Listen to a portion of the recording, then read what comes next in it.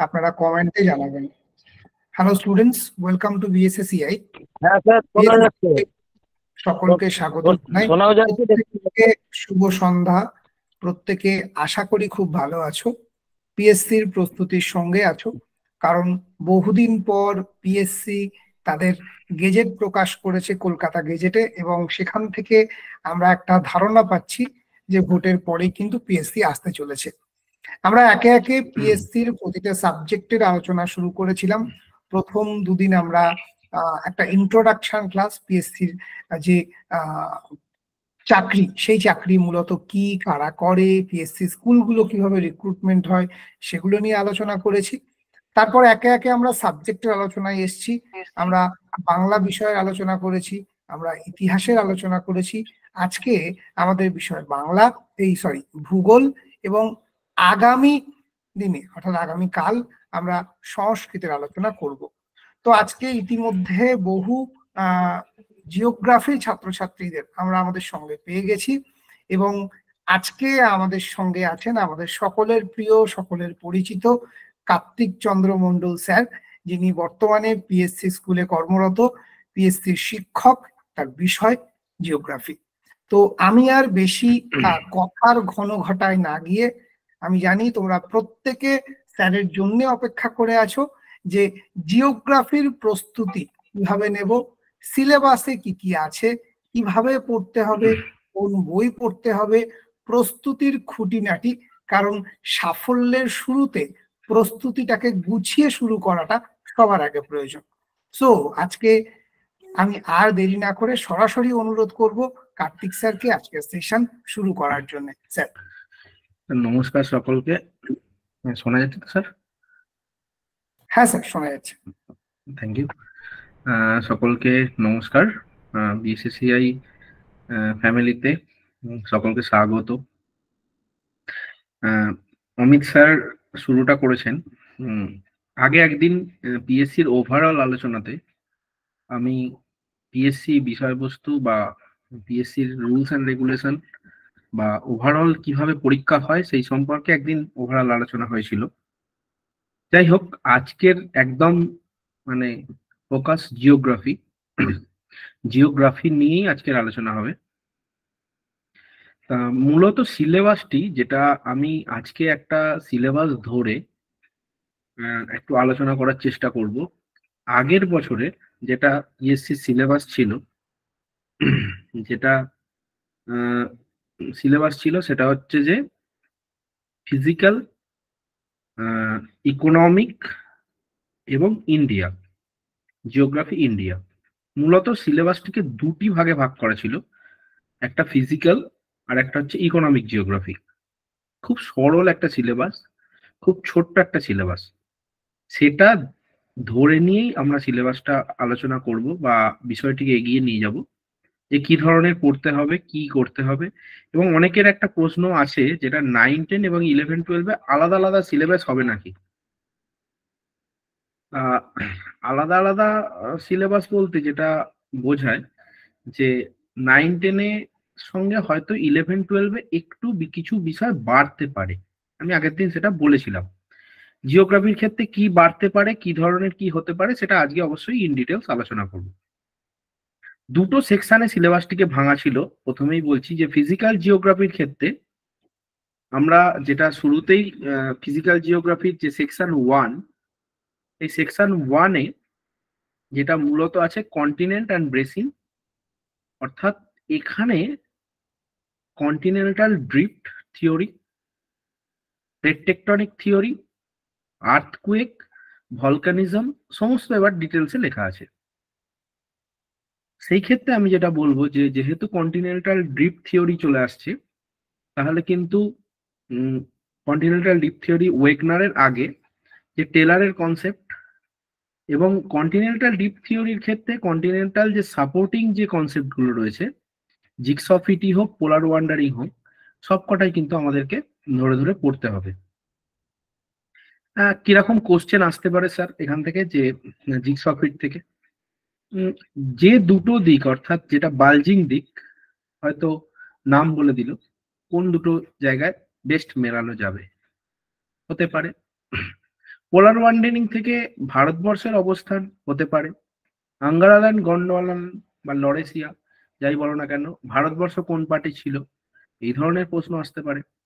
অর্থাৎ প্রশ্ন কিন্তু অভাব হবে না, কিন্তু আগে প্রথমে যেটা হবে যে হয়তো আমাকে কিরকম ভাবে পড়তে হবে, যে কন্টিনেন্টাল ড্রিফট থিওরি আমি টেক্সট বইতে বেশ কিছু জায়গাতে এখন ইনক্লুড হয়েছে। যেমন 11-এর যদি আমি বইটা দেখি, 11-এর সিলেবাসে, যেটা আগের সিলেবাস, আর নতুন বেরিয়েছে এবছর সেটা আলাদা প্রশ্ন, আগের যে 11-এর সিলেবাস, সেখান থেকে যদি আমরা কন্টিনেন্টাল ড্রিফট থিওরিটাকে শুরু করি, একদম হাজরা দাসের যে বইটা আছে, যুধিষ্ঠির হাজরা স্যার এবং দুলাল দাস স্যারের যে বইটা আছে, ওখান থেকে যদি আমরা শুরু করি, তাহলে কিন্তু আমাদের ক্ষেত্রে সুবিধা হবে। পরবর্তীকালে একটু ইংলিশ টার্মগুলোর জন্য, এই ক্ষেত্রে যেহেতু কোশ্চেন ইংলিশে আসবে, অপশন ইংলিশে আসবে বলে ধরে নেওয়া হচ্ছে, তা সেক্ষেত্রে আমরা কিন্তু একটু সাবিন্দর সিং এর বইটাকে ফলো করতে পারি। এক্ষেত্রে আরেকটু কিছু বলবো, যে আর্থকুয়েক যখন জড়িয়ে যাচ্ছে এই এর সঙ্গে, তাহলে আর্থকুয়েকের জায়গাটা কিন্তু আমাকে বিভিন্ন স্কেল আছে, যেমন রিক্টার স্কেল, মার্সেলি স্কেল, এই ধরনের কনসেপ্টের জায়গাগুলো। রিক্টার স্কেলের বিস্তৃতি 0 to 10, মার্সেলি স্কেলের বিস্তৃতি 1 to 12। কনসেপ্টটা ক্লিয়ার রাখতে হবে যে কেন 0 to 10 আর তারপরেরটা কেন 1 to 12, এই জায়গা থেকে কোশ্চেন আসতে পারে। আরেকটা জিনিস বলবো, যে আর্থকুয়েককে যেভাবে শ্রেণী বিভাগ করা হয়েছে, অর্থাৎ ইন্ডিয়ান কনসেপ্টে আর্থকুয়েককে যেভাবে শ্রেণী বিভাগ করা হয়েছে, যে ইন্ডিয়ান যে জোন আর্থকুয়েকের, শ্রেণী বিভাগটা কে করেছে? শ্রেণী বিভাগটা কিন্তু কোনো ইন্ডিয়ান জিওলজিক্যাল সার্ভে করেনি, survey of India, geological survey of India করেনি। শ্রেণী বিভাগটা করেছে IMD। আমরা মোটামুটি জানি, এরকম একটা নাম দিয়ে বলা হয় যে গুজরাট বা Kutch region located in which segment 1 2 3 4 5, এরকম একটা দেয়া থাকে। এক্ষেত্রে কিন্তু মানে চুজ করা কিন্তু একটু ডিফিকাল্ট না জানলে, অর্থাৎ এরকম একটা ডেপথে কোশ্চেন আসতে পারে। আচ্ছা, যখনই আমি ইগনিয়াস, সরি, আমরা ভলক্যানিজমে যাব, ভলক্যানিজমের সঙ্গে সঙ্গে কিন্তু আমি ভলক্যানিক ল্যান্ডফর্ম গুলোকে ভালো করে পড়বো। শুধু ওই মানে অ্যাক্টিভ ভলক্যানো, ডরমেন্ট ভলক্যানো এগুলো না বলে, যে উদাহরণগুলো আমি দেখব, তার পাশাপাশি আমি ল্যান্ডফর্ম গুলো, এবং এই যে ফিশার ইরাপশন, ফিশার ইরাপশনের ফলে ইন্ডিয়ান কনটেক্সটে কোথায় ল্যান্ডফর্ম গড়ে উঠেছে ফিশার ইরাপশনের ফলে। যেমন আমরা জানি ডেকান ট্র্যাপ ফর্মেশন হয়েছে যে ফিশার ইরাপশনের ফলে। তা কোন পিরিয়ডে মানে ডেকান ট্র্যাপ ফর্ম করেছে? ক্রিটাসিয়াস থেকে ইওসিন যুগ পর্যন্ত লাভা ইরাপ্ট করেছিল। এই ধরনের ডেপথে যে কোশ্চেন গুলো আছে, এইটাকে মানে দেখা এবং ওভারঅল কিন্তু কনসেপ্টটা খুব ক্লিয়ার করা। এর পাশাপাশি যে ল্যান্ডফর্মে সূক্ষ্ম সূক্ষ্ম যে জিনিসগুলো আছে, ক্যালডেরা, ক্রেটার, ছোট্ট পার্থক্য, কিন্তু এই পার্থক্যের জায়গাগুলোকে, অর্থাৎ একটা ল্যান্ডফর্ম থেকে একটা ল্যান্ডফর্মকে যেন আলাদা করতে পারি, যে মূলগত বিষয়টা দিয়ে আলাদা করছে এই ক্যালডেরা এবং ক্রেটার, সেটাকে কিন্তু আমাকে মাথায় রাখতে হবে। এর পাশাপাশি পরের যেটা টপিক রয়েছে সেটা হচ্ছে আর্থ ক্রাস্ট। তা আর্থ ক্রাস্ট যখনই বলছে তখন কিন্তু দুটো তিনটে বিষয় এর সঙ্গে জড়িয়ে যাচ্ছে। দেখুন, সিলেবাসে লেখা আছে কিন্তু ছোট্ট করে আর্থ ক্রাস্ট, তার সঙ্গে লেখা আছে যে রক সাইকেল, এই ধরনের রকের কিছু ডিটেলস এর লেখা আছে, কিন্তু সিলেবাসে কিন্তু লেখা নেই কোথাও যে interior of the earth. Earth crust যখনই বলছে তখন কিন্তু ইন্টেরিয়ার অফ দ্য আর্থের কিছু জিনিস চলে আসছে, সায়াল সায়মা থেকে শুরু করে একেবারে ম্যান্টেল পর্যন্ত, ম্যান্টেল থেকে কোর পর্যন্ত সমস্ত কিছু চলে আসছে। অর্থাৎ ইন্টেরিয়ার অফ দ্য আর্থ আমাকে বাদ দিলে চলবে না। তারপর রকের ক্ষেত্রে বলবো, রকস অ্যান্ড মিনারেলস যেটা আছে, রকসে আমরা সবাই জানি ইগনিয়াস, সেডিমেন্টারি, মেটামরফিক রক। কিন্তু এই যে ইগনিয়াস রকটার ক্লাসিফিকেশন আমরা সবাই ডিটেলসে পড়বো, কিন্তু সেডিমেন্টারি রক এবং মেটামরফিক রকের যে কনসেপ্টের যে পার্থক্য বা ক্লাসিফিকেশনের যে পার্থক্য, কন্ট্যাক্ট মেটামরফিজম, লোকাল বা স্থানীয় মেটামরফিজম যেটা আমরা পড়ি, বা সেডিমেন্টারি রকের ক্ষেত্রে কেমিক্যালি ফর্ম করছে যে সেডিমেন্টারি রকটা, এই উদাহরণগুলো কিন্তু ভালো করে মাথায় রাখবো। রক মিনারেলস থেকে একটু উদাহরণ, যেমন মিনারেলস থেকে একটা কোয়েশ্চেন বলছি, সেটা হচ্ছে মোহ স্কেল। রেঞ্জ কত? 1 to 10, 1K ট্যাল্ক, 10 ডায়মন্ড। এই যে রিলেটেড যে কোশ্চেন গুলো আছে সেগুলো কিন্তু ভালো করে পড়তে হবে। রক্স আর মিনারেলস এর থেকে রক সাইকেল, ইজি কোশ্চেন, কিন্তু দেখতে হবে। এবং ক্লাসিফিকেশনটা উদাহরণ সহকারে বিভিন্ন কালি ইউজ করে যদি ক্লাসিফিকেশনটা একটা ছকের সাহায্যে করে নেওয়া যায়, প্রত্যেকটা উদাহরণগুলো যদি একটু বেশি বেশি করে লিখে নেওয়া যায়, তাহলে কিন্তু অনেক ইজি হয়ে যাবে জিনিসটা। আচ্ছা, এরপরে রক মিনারেলস এর পরে ধরুন এপিরোজেনিক ওরোজেনিক মুভমেন্ট লেখা আছে। আচ্ছা, কোশ্চেন রেজড হ্যান্ড, আসলে আমি কোশ্চেনটা আমি একটু পরে নেবো, আমি আধ ঘন্টা 35 মিনিট আমি নিজে একটু বলে নিই, তারপর যে যা কোয়ারি থাকবে আপনাদের আমি নেব। যদি বলতে পারি তো ইয়েস, আর না বলতে পারলে পরে দেখে চেষ্টা করব। এরপরে এপিরোজেনিক ওরোজেনিক মুভমেন্ট থেকে মাউন্টেন বিল্ডিং ফরমেশন, জিওসিনক্লাইন পর্যন্ত চলে আসবে। এপিরোজেনিক ওরোজেনিক মুভমেন্ট থেকে যখনই কথা হচ্ছে ওরোজেনিক মুভমেন্ট, তখন কিন্তু ফোল্ড ভীষণভাবে রিলেটেড হয়ে যাচ্ছে। ফোল্ডের ফোল্ডের যাই কিছু বলেন, স্ট্রাইক, ডিপ, ফল্টেও তাই, কিছু কিছু ন্যাপ, এই ধরনের যে কনসেপ্ট গুলো চলে আসছে। আপনি বলবেন যে দেখো স্যার, ফোল্ড ফল্ট তো সিলেবাসে ছিল না, তাহলে কোশ্চেন এলো কি করে? ওখানে কিন্তু লেখা আছে ওরোজেনিক মুভমেন্ট, তাহলে ফোল্ড কিন্তু রিলেশনে চলে আসছে। যখনই ওরোজেনিক কথাটা লেখা আছে, তাহলে ইন্ডিয়ান কনটেক্সটে যে ওরোজেনিক মুভমেন্ট গুলো রয়েছে, young folded mountain, old folded mountain যেগুলো আছে, সেইগুলো কিন্তু যেমন ওল্ড একটা ফোল্ডেড মাউন্টেন ইন্ডিয়ান কনটেক্সটে উদাহরণ আরাবল্লী, এই ধরনের যে ফরমেশন গুলো আছে সেগুলো একটুখানি ডিটেলসে দেখে যেতে হবে। আমি আরেকটা কথা বলি, অনেক কথা হচ্ছে তার মধ্যে পিএসসি ভীষণ কঠিন হবে, পিএসসি ভীষণ ডেপথে হবে। আমি কিন্তু বলেছি ডেপথ এন্ড ডিটেলস দুটো হবে, কনসেপচুয়াল হবে, কিন্তু সহজটা জানবো না, মানে যেটা জিনিস কনসেপ্ট অ্যাকচুয়ালি ডেফিনেশন সেটা একটুও জানলাম না, শুধুই আমি ইনফরমেটিভ ওই একদম করে গিয়ে পড়লাম, সেটা কিন্তু কাজে দেবে না। ওভারঅল একটা আইডিয়া প্রথমে করে নিতেই হবে টেক্সট বই পড়ে, তারপরে তার যে এক্সাম্পল গুলো আছে সেটা পড়তে হবে, একটু ক্যারেক্টারিস্টিক্স। যেমন আমি একটু আলোচনাটা যদি একটু শিফট করি, তাহলে আপনি ধরুন ফ্লুভিয়াল, গ্লেসিয়াল, কাস্ট, এই ল্যান্ডফর্ম গুলো আছে জিওমরফোলজি থেকে। Fluvial, glacial, karst, aeolian. আমি ধরুন কাস্ট ফরমেশনের জন্য যে প্রি কন্ডিশনস গুলো আছে, এটা কিন্তু আমরা ওভারলুক করে যাই। কাস্ট ফরমেশনের জন্য কি ধরনের রেনফল দরকার, সি সারফেস থেকে বা সি লেভেল থেকে কতটা হাইট দরকার, এটা কিন্তু খুব ইম্পর্টেন্ট। আবার কাস্টের একটা ছোট্ট ল্যান্ডফর্ম হামস কি, is it residual landform or deposited landform or erosional landform, এই ধরনের কিছু জিনিস আসতে পারে, এতটা জায়গা থেকে আসতে। পোনার কি, হ্যাঁ। আচ্ছা, এবার ধরুন কাস্ট থেকে আমি বলছি, ধরুন কাস্টের আরেকটু যাচ্ছি, সিজিক বিডির যে কনসেপ্ট আমরা জানি মাস্টার ডিগ্রি বা অনার্স লেভেলে পড়েছি, তার সঙ্গে ধরুন এই যে গুহাতে যে ল্যান্ডফর্ম কেপ ফরমেশন হচ্ছে, সেখানে ধরুন তিনটে মোটামুটি স্টোন বলি, ডিপ স্টোন, ফ্লো স্টোন আর রিম স্টোন। এই যে স্ট্যালাকটাইট, স্ট্যালাকমাইট, হেলিকটাইট, পিলার যা পড়বো সমস্ত কিছু কিন্তু ড্রিপ স্টোনের মধ্যে পড়বে। এই যে ছোট ছোট জিনিস, ডিপ স্টোন, আমরা যদি ডিপ স্টোন বাংলায় জানি পাতন প্রস্তর, ফ্লো স্টোন প্রবাহ প্রস্তর, এই ধরনের যে blind valley form in which, মানে drip stone, flow stone, drip stone, আর একটা কিছু একটা অপশন দিল, সেক্ষেত্রে কিন্তু এটা আমাকে দেখতে হবে না। হামস আমি বললাম রেসিডুয়াল ল্যান্ডফর্ম, কোশ্চেনটা দিলাম যে রেসিডুয়াল, ইরোশনাল, ডিপোজিটেড, আর একটা কিছু ধরুন একটা দিল, ওদের অপশনের অভাব হয় না, এরকম একটা দিলে তা রেসিডুয়ালটা যে হবে ইরোশনের সঙ্গে কিন্তু ওটা গুলিয়ে ফেললে হবে না, এই টার্মটা খুব ইম্পর্টেন্ট। আচ্ছা, এবার ধরুন গ্লেসিয়াল লেখা আছে সিলেবাসে, সিলেবাসে লেখা আছে গ্লেসিয়াল ল্যান্ডফর্ম। তা গ্লেসিয়াল ল্যান্ডফর্মের ক্ষেত্রে যদি লেখা থাকে, তাহলে কিন্তু ফ্লুভিও গ্লেসিয়াল ল্যান্ডফর্মটাও কিন্তু ওখানে চলে আসছে। কিরকম কোশ্চেন হতে পারে, একটা ল্যান্ডফর্মের নাম বলে দিল যে বাই হুইচ ফরমেশন এটা তৈরি হয়, ফ্লুভিয়াল, গ্লেসিয়াল, ফ্লুভিও গ্লেসিয়াল, এওলিয়ান। আমি একটা ল্যান্ডফর্মের নাম বলছি, ব্যাডল্যান্ড। or reel and gully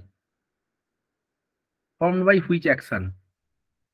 Aeolian, fluvial, Aeolian fluvial or একটা দিল কিছু গ্লেসিয়াল। গ্লেসিয়ালটা প্রথমে বাদ যাবে, ফ্লুভিয়ালটাও বাদ যাবে, এওলিয়ান এন্ড ফ্লুভিয়াল। কিন্তু যদি রিল দেয় তাহলে কি হবে? এই যে রিল, গালি, র্যাভাইন থেকে ব্যাডল্যান্ডকে আলাদা করছি, এই জায়গাগুলো কিন্তু একটু সূক্ষ্মভাবে দেখতে হবে। সুপ্রভা ঘোষ লিখেছে এওলিয়ান ফ্লুভিয়াল, বা ভেরি গুড, থ্যাংক ইউ, ভালো উত্তর দিয়েছে। এই ধরনের যদি ল্যান্ডফর্ম গুলোকে সূক্ষ্মভাবে একটুখানি আলাদা আলাদা করতে যেতে হবে। আচ্ছা, গ্লেসিয়ালের ক্ষেত্রে আমি বলবো যে গ্লেসিয়ালের যে টাইপস গুলো রয়েছে, আমরা ছোটবেলা যেগুলো পড়েছি, মহাদেশীয় হিমবাহ, হ্যাঁ, পাদদেশীয় হিমবাহ, এই ধরনের উপত্যকা হিমবাহ, এই ধরনের যে উদাহরণগুলো, যেমন আমরা পাই যে আলাস্কার ম্যালাস্পিনা কোন হিমবাহ, এটাকেও যেমন বাদ দেবো না, ল্যান্ডফর্মটাকেও বাদ দেবো না। এবং ওখানে এবারের এইচএস এর কোশ্চেন যদি দেখেন, এবারে এইচএস এর প্রথম কোশ্চেন যেটা ছিল, ওটা বাকসুন ফরমেশন হবে না ক্রেভাসে হবে, এটা নিয়ে স্টুডেন্টদের মধ্যে খানিকটা কনফিউশন, টিচারদের কনফিউশনের জায়গা নেই। যাই হোক, এই যে বাকসুন আর ক্রেভাস, এটাকে একটুখানি আলাদা করতে কিন্তু জানতে হবে। আচ্ছা, একজন লিখেছেন যে বইয়ের রেফারেন্স গুলো, অবশ্যই আমি বইয়ের রেফারেন্স গুলো একটু বলে দেবো, থ্যাংক ইউ। হ্যাঁ, এরপরে ধরুন যখনই ফ্লুভিয়ালের কথা চলে আসছে, তাহলে ফ্লুভিয়াল সাইকেল অফ ইরোশনের কথা চলে আসছে। তাহলে ফ্লুভিয়াল সাইকেল অফ ইরোশনের জায়গাতে কিন্তু আমাকে ডেভিসের পরে পরেই পেঙ্ক। এবার যখনই ডেভিস পড়ছি, তাহলে ডেভিসের ল্যান্ডফর্ম সাইকেলে যে প্রি কন্ডিশনস গুলো আছে, যে সার্টেন আপলিমেন্ট হবে, ল্যান্ডফর্মটা ইউনিক ফর্ম করবে, ল্যান্ডফর্মে কি ধরনের ড্রেনেজ প্যাটার্ন গড়ে উঠবে, তাহলে আমাকে জানতে হবে। আগে প্রি কন্ডিশন গুলো জানবো, তারপর আমার ইউথ, ম্যাচিওর এবং ওল্ড স্টেজের যে ক্যারেক্টারিস্টিক্স গুলোকে আলোচনা করব। মোনাডানক্সের থেকে ইনসেলবার্জের থেকে এনড্রাম কোথায় আলাদা? কনসেপচুয়ালি একই। এনড্রামের থেকে মোনাডানক কোথায় আলাদা? এই মানে এই ধরনের যদি একটা স্মুথ মানে শার্প একটা কনসেপ্ট থাকে, তাহলে কিন্তু কনফিডেন্স লেভেলটাও বাড়বে এবং যে কোনো কোশ্চেনকে কিন্তু সামলানো যাবে বা সম্মুখীন হওয়া যাবে। ডেভিস পেঙ্কিং ছাড়া হ্যাকের কনসেপ্টটা একটু দেখে গেলে ভালো হয়। ডাইনামিক ইকুইলিব্রিয়াম কনসেপ্টটা ঠিক আছে, ওটা একটু দেখে যেও। আর আরেকটা জিনিস বলছি, এখানে বলছি, ধরুন বেস লেভেল অফ ইরোশন। এই যে change of base level of erosion, rejuvenation form by which change? Negative change of base level of erosion, positive change of base level of erosion, এরকম কিছু কোশ্চেন দিল। আমরা জানি এগুলো, কিন্তু আরো কনসেপ্ট গুলো পড়ে যাবো। Nick point form by which action, rejuvenation, এইগুলো কিন্তু একটুখানি এর মধ্যে চলে আসবে। হয়তো সিলেবাসে সবকিছু লেখা নেই, কিন্তু চলে আসবে। তারপরের একটা কনসেপ্ট লেখা আছে, ড্রেনেজ সিস্টেম উইথ স্ট্রাকচার। ভীষণ একটা মানে ইম্পর্টেন্ট একটা জায়গা, যে ড্রেনেজ সিস্টেম উইথ স্ট্রাকচার। আমি এই জায়গাটা একটু মাইনিউটলি খেয়াল করতে বলবো, যে আমরা যখন পড়েছি বিএসসি বা এমএসসি তে, ড্রেনেজ সিস্টেম উইথ স্ট্রাকচার কিন্তু কি কি পড়েছি? ইউনিক্লাইনাল, ফোল্টেড এন্ড ফল্টেড, তিনটে স্ট্রাকচার, বা অনেকে হোমোক্লাইনাল পড়েছে। তাহলে এই যে স্ট্রাকচারের উপর যে ধরনের ড্রেনেজ প্যাটার্ন গড়ে ওঠে, এই ধরনের যে মানে স্ট্রাকচারে ইউনিক্লাইনাল বা ফোল্ডেড স্ট্রাকচার যে ট্রেলিস ড্রেনেজ প্যাটার্ন গড়ে ওঠে, বা বাংলায় যেটাকে জাফরি রূপী জলনির্গম প্রণালী বলছে, তার সঙ্গে রেক্ট্যাঙ্গুলার ড্রেনেজ প্যাটার্নের আলাদা কোথায়? Trellis drainage pattern actually formed by structurally controlled, and rectangular drainage pattern formed by faulted or joint or crack, anything. একটা স্ট্রাকচারালি কন্ট্রোল আর একটা জাস্ট জয়েন্ট অ্যান্ড ক্র্যাককে ফলো করে গড়ে উঠছে। এই যে পার্থক্যটা, এইখান থেকে একটুখানি খেয়াল রাখতে হবে। তাহলে আমার যখনই ড্রেনেজ প্যাটার্নের সঙ্গে বা ড্রেনেজের সঙ্গে নেটওয়ার্কের সঙ্গে স্ট্রাকচারের রিলেশনের কথা এলো, তাহলে কিন্তু ইউনিক্লাইনাল ল্যান্ডফর্মের যে ল্যান্ডফর্ম গুলো ইউনিক্লাইনালের স্ট্রাকচারে, ধরুন হকব্যাক, কুয়েস্তা, ইউনিক্লাইনাল শিফটিং, যেটা এই ধরনের যে মেসা বিউট থেকে শুরু করে সমস্ত কিছু কিন্তু চলে আসছে। কোশ্চেন কিন্তু এইরকম দিকেই যাবে বলে আমার আশা। এবার যদি আমি একটুখানি ফিজিক্যাল জিওগ্রাফি থেকে যে কটা কথা বলেছি বইগুলো একটু রেফারেন্সে বলি, একটু ফলো করো। তাহলে হচ্ছে 11-এর সিলেবাসে যেগুলো কভার করছে, যেগুলো যুধিষ্ঠির হাজরা স্যার, দুলাল দাস স্যারের বইটা আমি বলেইছি 11-এ, ভীষণ একটা ভালো বই। মনে হবে স্যার 11 থেকে রেফারেন্স বলছেন। আমার কাছে কিন্তু একদম প্রাইমারি লেভেল থেকে আমি কিন্তু তৈরি হতে শুরু করেছিলাম। যখন শুরু করেছিলাম মাস্টার ডিগ্রি বিএড বা আরো আনুষঙ্গিক কিছু কাজকর্মের পাশাপাশি অনেকটাই মরচে পড়ে যায় সাবজেক্টে, তাহলে সেক্ষেত্রে কিন্তু শুরুটা করতে গেলে আমি তো আরেকটু নামিয়ে দিতে পারি, 8 থেকে শুরু করতে পারা যায়। 8-এর বইয়েতে এই মোহ স্কেলটার কনসেপ্টটা কিন্তু খুব সুন্দর আছে। এরপরে আমি যে কোর বইগুলোর কথা বলবো, জিওমরফোলজিতে কিন্তু সুভাষ রঞ্জন বসু মাইতি, যেটা অনার্স লেভেলের যে বইটা আছে, সেটা কিন্তু ভীষণ ভালো একটা বই, এটা পড়া যেতে পারে। এর পাশাপাশি ইংলিশ টার্মের জন্য বলেছি সাবিন্দর সিং এর জিওমরফোলজি যে বইটা আছে, ফিজিক্যাল জিওগ্রাফি নয়, সাবিন্দর সিং এর জিওমরফোলজি যে বইটা আছে, ওটা কিন্তু ভীষণ একটা ভালো বই। এগুলোর পাশাপাশি হাজরা দাস বলেছি, এটা বলেছি, সাবিন্দর সিং বলেছি। এই 3-4টে বই মোটামুটি টেক্সট বই, একটু ফলো করা যেতে পারে। সুভাষচন্দ্র মুখোপাধ্যায় বইটা একটু ভাষাটা শক্ত আছে, কিন্তু কিছু কিছু জিনিস ওখানে হয়তো দেখা যেতে পারে। পার্থ বসু স্যারের ভূমিরূপ বিদ্যার একটি বই আছে, পার্থ বসু স্যার বেঙ্গলি, বাংলায় লেখা, কিন্তু অনার্স লেভেলে ভীষণ একটা ভালো বই আছে, ওখানেও কিন্তু কিছু কিছু কনসেপ্ট ভালো আছে। যেমন আমি যদি এক এক করে বলি, রক্সের ক্ষেত্রে 9-10-এর বই পড়া যেতে পারে, তার সঙ্গে সুভাষ রঞ্জন বসু মাইতির বই রক্সে খুব ভালো। ইউনিক্লাইনাল স্ট্রাকচার, ফল্টেড স্ট্রাকচার জন্য সুভাষ রঞ্জন বসু মাইতির বই খুব ভালো। এরপরে যেটা আসছে যে আর্থকুয়েক ভলকানিজমের থেকে, যদি 11-12-এ যুধিষ্ঠির হাজরা স্যার, দুলাল দাসের স্যারের বইটার পাশাপাশি সাবিন্দর সিং পড়া যায়, খুব ভালো হবে। আচ্ছা, যেমন আরেকটা জিনিস আমি একটু বলি, ভূমিকম্প থেকে একটু স্কিপ করে গেছি, সিসমিক স্যাডোজন ফর্ম করছে P&S ওয়েবের দ্বারা। তাহলে সিসমিক স্যাডোজন যখনই কথাটা রিলেশনে আসছে, তখনই কিন্তু ইন্টেরিয়ার অফ দ্য আর্থ ভীষণভাবে জড়িয়ে যাচ্ছে। ইন্টেরিয়ার অফ দ্য আর্থের কনসেপ্ট না থাকলে কিন্তু সিসমিক স্যাডোজনের কনসেপ্টটা আসবে না। সিসমিক স্যাডোজনে পি এবং এস দ্বারা কত কত পার্সেন্ট, কার কত পার্সেন্ট তৈরি হচ্ছে স্যাডোজন, কেন ফর্ম করছে, এস কেন হারিয়ে যাচ্ছে, পি আবার কেন দেখা দিচ্ছে, এই জায়গাটা কিন্তু কনসেপ্টটা খুব ভালো করে দেখে নিতে হবে। আচ্ছা, এরপরে আমি একটু শিফট করছি ক্লাইমেটোলজির দিকে। ক্লাইমেটোলজিতে যে বিষয়টি উঠে আসছে, ক্লাইমেটোলজিতে আপনার আসে ফ্যাক্টরস অফ ক্লাইমেট। যখনই ফ্যাক্টরস অফ ক্লাইমেটের কথা আসছে, তখনই কিন্তু ইনসোলেশন, অ্যালবেডো, হিট বাজেট, এইগুলো সমস্ত কিছু কিন্তু ওখানে ইম্পর্টেন্ট। তখন কিন্তু এগুলো ইম্পর্টেন্ট হয়ে যাবে। ওখানে কিন্তু লেখা আছে ফ্যাক্টরস অ্যাফেক্টিং দ্য ক্লাইমেট। এর পাশাপাশি ক্লাইমেটের যেটা খুব গুরুত্বপূর্ণ বলে আমার মনে হচ্ছে, সেটা হচ্ছে প্ল্যানেটারি উইন্ড সিস্টেম, অর্থাৎ নিয়ত বায়ু এবং চাপ বলয়ের সঙ্গে নিয়ত বায়ুর যে সম্পর্কটা, এটা যখনই করতে যাবেন তখন প্রেসার গ্রেডিয়েন্ট, পিজিএফ, তার সঙ্গে সঙ্গে ফেরেলস ল, করিওলিস বল, এই সমস্ত কিছু হবে, জিওস্ট্রফিক উইন্ড, এই সমস্ত কিছু উঠে আসবে। প্রেসার বেল্টের যে প্রত্যেকটার যে ফরমেশন, প্রেসার বেল্টের যে ফরমেশন, যে কেন প্রত্যেকটা প্রেসার বেল্ট কিভাবে ফর্ম করছে, কোনটা হাই কেন লো, কোনটা মেকানিক্যালি কন্ট্রোল, কোনটা থার্মালি কন্ট্রোল, এগুলো কিন্তু সমস্ত জেনে নিতে হবে।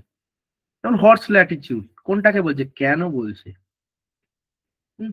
এর সঙ্গে সঙ্গে যখনই উঠে এলো এই কথাটা, তখন কিন্তু একটা জিনিস খুব ইম্পর্টেন্ট, সেটা হচ্ছে লোকাল উইন্ডস গুলোর নাম। এটা কিন্তু ইনফরমেটিভ, এটা মুখস্থ করতে হবে, কিন্তু বাকিগুলো কিন্তু কনসেপ্ট খুব ক্লিয়ার করে নিতে হবে। আচ্ছা, ক্লাইমেটোলজি থেকে আরেকটা জিনিস খুব ইম্পর্টেন্ট আছে, সেটা হচ্ছে ওয়ার্ল্ড ক্লাইমেটিক ক্লাসিফিকেশন, কিন্তু শুধু এইটাই লেখা আছে দেখলাম। তাহলে আমাকে মোটামুটি যেটা খুব ইম্পর্টেন্টলি চলে আসে সেটা হচ্ছে কোপেন ফার্স্ট, থ্রনথ্রোয়েট, এই দুটো তিনটে ক্লাসিফিকেশন যদি আমরা একটু করি তাহলে বোধহয় হয়ে যাবে। এবং যখনই কোপেনের ক্লাসিফিকেশন করব ABCD E করে নিলাম, স্যার আমি তো এগুলো সব জানি, BSW BS হবে, BW হবে, এগুলো সব করে নিলাম, আমি বলছি এখানে শেষ নয়। কি করতে হবে আমাকে? তাহলে কোপেনের ক্লাসিফিকেশনের যে ভিত্তি বা বেসিক, এইটা কিন্তু আমার জানলে ভালো হবে, যে উদ্ভিদের সঙ্গে কিভাবে রিলেট করেছিলেন উনি। এই কোশ্চেনটা অনেকবার মানে কম্পিটিটিভ এক্সামে এসছে। এবং কোপেনের ক্লাসিফিকেশন দিয়ে একটা যদি আমি এরকম দিই, ইন্ডিয়ার থর ডেজার্ট বা ইন্ডিয়ার এই জায়গাটা কোপেনের ক্লাসিফিকেশনে কোন ভাগটাতে পড়ে, বারবার এই কোশ্চেন আসে কম্পিটিটিভ এক্সাম দিতে গেলে, তাহলে এটা খুব ভালো করে জেনে নিতে হবে। এই যে থ্রনথ্রয়েটের ক্লাসিফিকেশন বারবার মডিফাই হয়েছে, কত কত সালে মডিফাই হয়েছে, প্যারামিটারস কি ছিল, এফেক্টিভ রেনফল বলতে কি বোঝায়, এগুলো কিন্তু আসতে পারে, খুব ইম্পর্টেন্ট এগুলো। আচ্ছা, একটু ক্লাইমেট থেকে সরে যাচ্ছি, তো তার ক্লাইমেটের বই দু একটা ভালো বলি। সেটা হচ্ছে আবার যুধিষ্ঠির হাজরা এবং গোপাল বণিক এই নামে একটা বাংলা 2-3 বছর আগে একটা বই বেরিয়েছে, জলবায়ু বিদ্যা, ভীষণ ভালো বই। এর পাশাপাশি যুধিষ্ঠির হাজরা, গোপাল চন্দ্র বণিক, নবোদয় পাবলিকেশনের বইটা বোধহয় সম্ভবত, বইটা ভীষণ ভালো, পাওয়া যায়। আর এর পাশাপাশি যদি একটু ইংলিশ টার্ম গুলো জানা যায়, তার সঙ্গে সঙ্গে DS লাল, সাবিন্দর সিং ক্লাইমেটোলজি ফলো করা যেতে পারে। আচ্ছা, আমি একটু চলে যাচ্ছি এখান থেকে পরের নেক্সট জায়গায়, তখন আমরা যদি কিছু ভুলে যাই তখন তোমরা একটু আস্ক করবে যে যে ক্লাইমেট থেকে কি স্কিপ করে গেলাম। আচ্ছা, এরপরে বায়োজিওগ্রাফি নামে যে চ্যাপ্টারটা আমরা বলি সেটা এনভায়রনমেন্টাল জিওগ্রাফি নামে এখানে আছে। বায়োজিওগ্রাফি থেকে আমরা যখন পড়তে শুরু করব, বায়োজিওগ্রাফিতে অবভিয়াস ব্যাপার ইকোলজি। ইকোলজি থেকে কিরকম করতে পারি, যে যে টার্ম গুলো ইউজ করেছে, কে কোন টার্মটা ইউজ করেছে, ইকোলজি কে টার্মটা ইউজ করেছে, ইকোসিস্টেম, এগুলো আমরা জানি। তার পাশাপাশি বায়োডাইভার্সিটি টার্মটা কে ইউজ করেছে, যখনই এটা এলো তখনই কিন্তু আলফা বিটা গামা ডাইভার্সিটি চলে এলো। তার সঙ্গে সঙ্গে একটা অভিজ্ঞতার কথা আমি একটু শেয়ার করি, যে আমার এই PSC বা এরকম একটা কিছু পরীক্ষা দিতে গিয়ে, একটু বেশ ভালো একটা পরীক্ষা দিতে গিয়ে, ইকোসিস্টেম কাকে বলে, ইকোসিস্টেম কাকে বলে, ইকোসিস্টেম ডিফাইন বলে 4টে অপশন দেওয়া ছিল। গোটা পরীক্ষাটা আমার মনে হয় ওই উত্তরটা করতে গিয়ে প্রায় 10 মিনিট আমি ভেবেছি যে ইকোসিস্টেম কাকে বলে। আমরা কি কেউ জানি না ইকোসিস্টেম কাকে বলে? কিন্তু এমন একটা মানে অপশন দিয়ে দিচ্ছে, সেটা কিন্তু ওই জায়গাতেই কিন্তু ওটা এই পৌঁছাতে হবে, ওই জায়গাতে। এইভাবে কিন্তু প্রিপারেশনটা নিতে হবে। আচ্ছা, ইকোসিস্টেমের সঙ্গে সঙ্গে ছোট ছোট যে টার্ম গুলো আমাদের এখন উঠে আসছে, যে বায়োম কাকে বলে। এবার বায়োম যখনই এলাম, বায়োমের যে রিজিয়ন অনুযায়ী ক্লাইমেটের সঙ্গে যে যে বায়োমের যে রিলেশনটা, সেটা ইকোটোন, এজ এফেক্ট, এই ধরনের যে ছোট ছোট টার্ম গুলো, এটা কিন্তু একটু দেখতে হবে। আচ্ছা, এইটা কিন্তু আমরা দেখতে পারি মোটামুটি সাবিন্দর সিং এর বইটা থেকে। সাবিন্দর সিং এর যদি আমরা বায়োজিওগ্রাফি একটা বই আছে সেটা দেখতে পারি। রিসেন্টলি একটা ভালো বই বেরিয়েছে যুধিষ্ঠির হাজরা স্যারেরই, পরিবেশ ভূগোল বলে। সেই বইটা ভীষণ ভালো। আমি পড়ার পরেই বলছি, প্রত্যেকটা বই ভীষণ ভালো। বাংলাটা প্রথমে দেখে নিই, এবং ইংলিশ টার্মের জন্য আমি একটা করে বই অবশ্যই ইংলিশ টার্মে বলছি। বায়োজিওগ্রাফিতে সাবিন্দর সিং দেখা যেতে পারে। ভীষণ হাইফাই কিছু বই পড়লাম, কিন্তু সেটা হবে না। একটা কনসেপ্টের জন্য যেটা বই, এবং তার পাশাপাশি টার্মগুলো ইংলিশ থেকে দেখে নিলাম, কোশ্চেন অ্যান্সারের জন্য কিছু বাজার চলতি যে বইগুলো কম্পিটিটিভ এর বেরোয় সেগুলো একটু দেখতে পারি, নেট সেট লেভেলের যে বইগুলো একটু দেখতে পারি। আচ্ছা, এইবার সম্পূর্ণ আলাদা একটা দিকে যাচ্ছি, সেকশন বি। তা সেকশন বি তে আছে ইকোনমিক জিওগ্রাফি। এবার স্যার ইকোনমিক জিওগ্রাফি মানে প্রচন্ড মুখস্থ করতে হয়, স্যার আমার একদম মনে থাকে না। দেখুন, বায়নাগুলো করা ছেড়ে দিতে হবে, কারণ মনে রাখতেই হবে। মনে রাখতে হবে যে সাবজেক্টটা নিয়ে আমরা পড়েছি দুটো দিক আছে। একটা দিক ফিজিক্যাল দিক, যেটা অবশ্যই কনসেপচুয়াল, কিছু অবশ্যই ওখানেও মনে রাখতে হবে। আর ইকোনমিক জিওগ্রাফিতে যেগুলো খুব ইম্পর্টেন্ট সেটা হচ্ছে এগ্রিকালচারাল প্র্যাকটিসেস। যখনই এগ্রিকালচারাল প্র্যাকটিসেস কথা বলছি, একদম প্রাইমারিতে শিফটিং কাল্টিভেশনের যে বিভিন্ন নামগুলো আছে, রোকা, হুমা, এই ধরনের যে, আবার ভারতের অনেকগুলো নাম আছে, নর্থ ইস্টে কি বলে, এই ধরনের যে যে জিনিসগুলো আছে বইয়ের মধ্যে সবই আছে। এগুলো একটুখানি দেখে নিতে হবে। শিফটিং কাল্টিভেশনের প্রত্যেকটা নামগুলো একটা লিস্ট করে ফেলা যেতে পারে। বাঁদিকে রোতে কান্ট্রিজ এবং ডান দিকে নামগুলো, তার সঙ্গে সঙ্গে ইন্ডিয়াটাকে একটু এমফাসাইজ করা। অনেক সময় দেখেছি ইন্ডিয়ার নামগুলো পড়ে যায়। আচ্ছা, এরপরে যেটা এগ্রিকালচার থেকে বলবো, যে এগ্রিকালচারের যে আমরা ছোটবেলায় পড়তাম একদম 11-12-এর যে যেটা যেটা হচ্ছে বাণিজ্যিক কৃষি, ফার্মিং, ট্রাক ফার্মিং এর মধ্যে যে বিভিন্ন যে নামগুলো আছে, পোমাম কালচার, ওলেরিকালচার, হর্টিকালচারের মধ্যে আর কি। হুম, এই ধরনের যে টার্ম গুলো আছে এগুলো আমরা জানি, কিন্তু যেন কোনোটা ভুল না হয়ে যায়। আচ্ছা, ফিশিং থেকে যদি আমরা দেখি, এই এগ্রিকালচারের পরে যদি ফিশিং দেখি, তাহলে ফিশিং এ দেখবো, ফিশিং এর যে একদম যে ফিশিং এর গোড়াতেই যে টার্ম গুলো, আমি চারটে টার্মের কথা স্টুডেন্টদেরও বলি, এখানে বলছি যে অ্যানাডোমাস, ক্যাটাডোমাস, ইলেজিক, ডেমার্সাল, চারটে যে মাছের চারটে এই যে ক্যাটাগরি অফ ফিশ পেলাম, চারটের এক্সাম্পল গুলো ভীষণভাবে ভালোভাবে পড়তে হবে। এর সঙ্গে সঙ্গে এই যে আমরা উত্তর পশ্চিম প্রশান্ত মহাসাগরীয় মৎস্যক্ষেত্র পড়ি, উত্তর পূর্ব প্রশান্ত মহাসাগরীয় মৎস্যক্ষেত্র পড়ি, আটলান্টিক মহাসাগর পড়ি, এর প্রত্যেকটা জোনের সঙ্গে কোন কান্ট্রি গুলো জড়িয়ে আছে, এবং এর সঙ্গে সঙ্গে একটু নেদারল্যান্ডসের কথা, জাপানের ফিশিং এর কথা, এই ধরনের কিছু টার্ম আছে, যেমন ধীবরদের দেশ, ফিশারিজ কান্ট্রিজ বলা হয়। এই ধরনের যে টার্মগুলো আছে এইগুলো কিন্তু ওখান থেকে আমাদের দেখতে হবে। এবং ইন্ডিয়ার কনসেপ্টটা কিন্তু, ইন্ডিয়ার যে জায়গাগুলো একটুখানি ডিটেলসে থাকবে, যে ইন্ডিয়া কি ধরনের ফিশিং এর, মানে ইন্ডিয়ার কততম স্থান, ইন্ডিয়া যে কি ধরনের মাছের, যে আভ্যন্তরীণ যে মাছের ক্ষেত্রে যে অগ্রণী, সেই সমস্ত ব্যাপারগুলো একটু দেখতে হবে। এরপরে অবশ্যই মাইনিং এর দিকে চলে যাব। মাইনিং এর দিকে যেটা ডিস্ট্রিবিউশন পড়তে হবে, সেটা কিন্তু ইন্ডিয়ার কনটেক্সটে লেখা আছে মাইনিং এর ক্ষেত্রে। মাইনিং এর যে ইন্ডিয়ার কনটেক্সট প্রথম তৈরি করব, আমি কিন্তু সাজেস্ট করব, সিলেবাস হয়তো কিছু অবশ্যই মডিফাই হতে পারে, আমি সাজেস্ট করব যে একটু আধটু যেগুলো ওয়ার্ল্ডের ভীষণ ইম্পর্টেন্ট সেগুলো একটু দেখে গেলেই ভালো হয়, কারণ রিলেশনে কিন্তু একটা কোশ্চেন দু একটা হতে পারে। আচ্ছা, এই যখনই মাইনিং এর দিকে যাব, তারপরে কিন্তু ইন্ডাস্ট্রি চলে আসবে। এবার ইন্ডাস্ট্রির সঙ্গে যেমন ওয়েবারের থিওরি জড়িত আছে, আমরা যখনই কটন টেক্সটাইল ইন্ডাস্ট্রি পড়বো, আয়রন ইন্ডাস্ট্রি পড়বো, তার সঙ্গে সঙ্গে কিন্তু ওয়েবারের যে মেটেরিয়াল ইন্ডেক্স, ওয়েবারের যে ট্রায়াঙ্গুলার সিস্টেম, এইগুলো সমস্ত কিন্তু চলে আসবে। এবার ক্রিটিক্যাল আইসোডাপেন, আইসোটিম, এই সমস্ত জিনিসগুলো অবশ্যই চলে আসবে, সেখান থেকে একটুখানি দেখবো। আর ইন্ডাস্ট্রির ক্ষেত্রে যেগুলো বলা আছে স্পেশালি, সেটা হচ্ছে আমাদের যে cotton textile industry, iron industry, এখন হয়তো ফুড প্রসেসিংটা একটু জুড়ে যেতে পারে, এখন হয়তো আইটি ইন্ডাস্ট্রির কিছু জুড়ে যেতে পারে। যখনই ইন্ডাস্ট্রির তাহলে এটা করলাম, তাহলে কিন্তু কলারের কথা চলে এলো, যে রেড কলার, ব্লু কলার, গোল্ডেন কলার, হোয়াইট কলার, তাহলে এগুলো কিন্তু জড়িয়ে যাচ্ছে সমস্ত কিছু, এগুলো কিন্তু একটুখানি দেখতে হবে।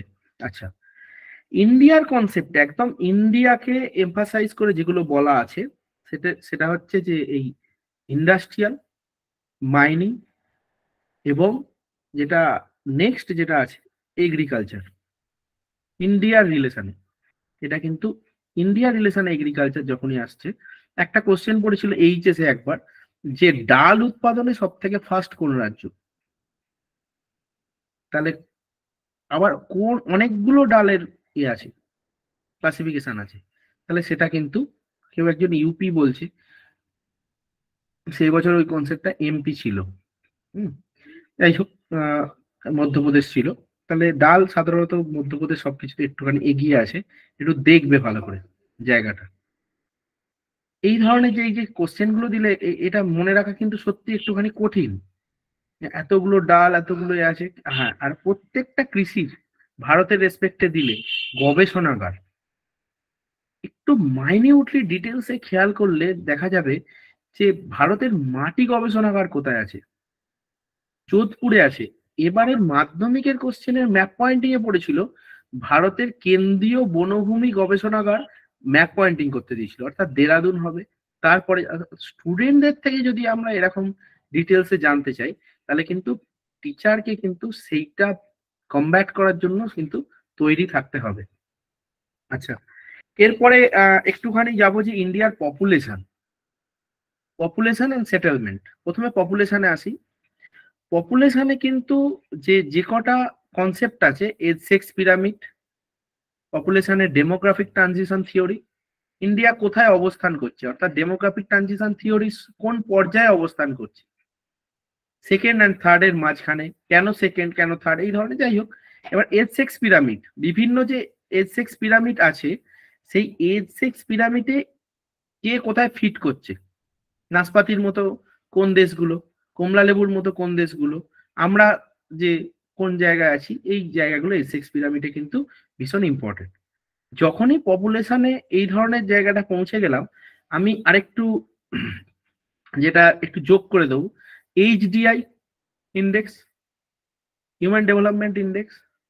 তাহলে এইচডিআই ইন্ডেক্স কে মানে মানে কে কনসেপ্টটা দিয়েছিল, পাকিস্তানি বিজ্ঞানী মেহবুব উল হক। এই ধরনের যে জিনিসগুলো জড়িয়ে আছে সেগুলো কিন্তু আমরা পড়বো। আরেকটা জিনিস বলি, এই পপুলেশন জিওগ্রাফির ক্ষেত্রে প্রত্যেকটা স্টেট ওয়াইজ যে যে ফার্স্ট সেকেন্ড থার্ড, ফার্স্ট কিন্তু নয় শুধু, অর্থাৎ এসসি পপুলেশন ফার্স্ট কোথায় রয়েছে ভারতে, সেকেন্ড কোনটা, থার্ড কোনটা, এটাও কিন্তু আমরা একটু দেখব। এই জায়গা থেকে কিন্তু কোশ্চেন আসতে পারে।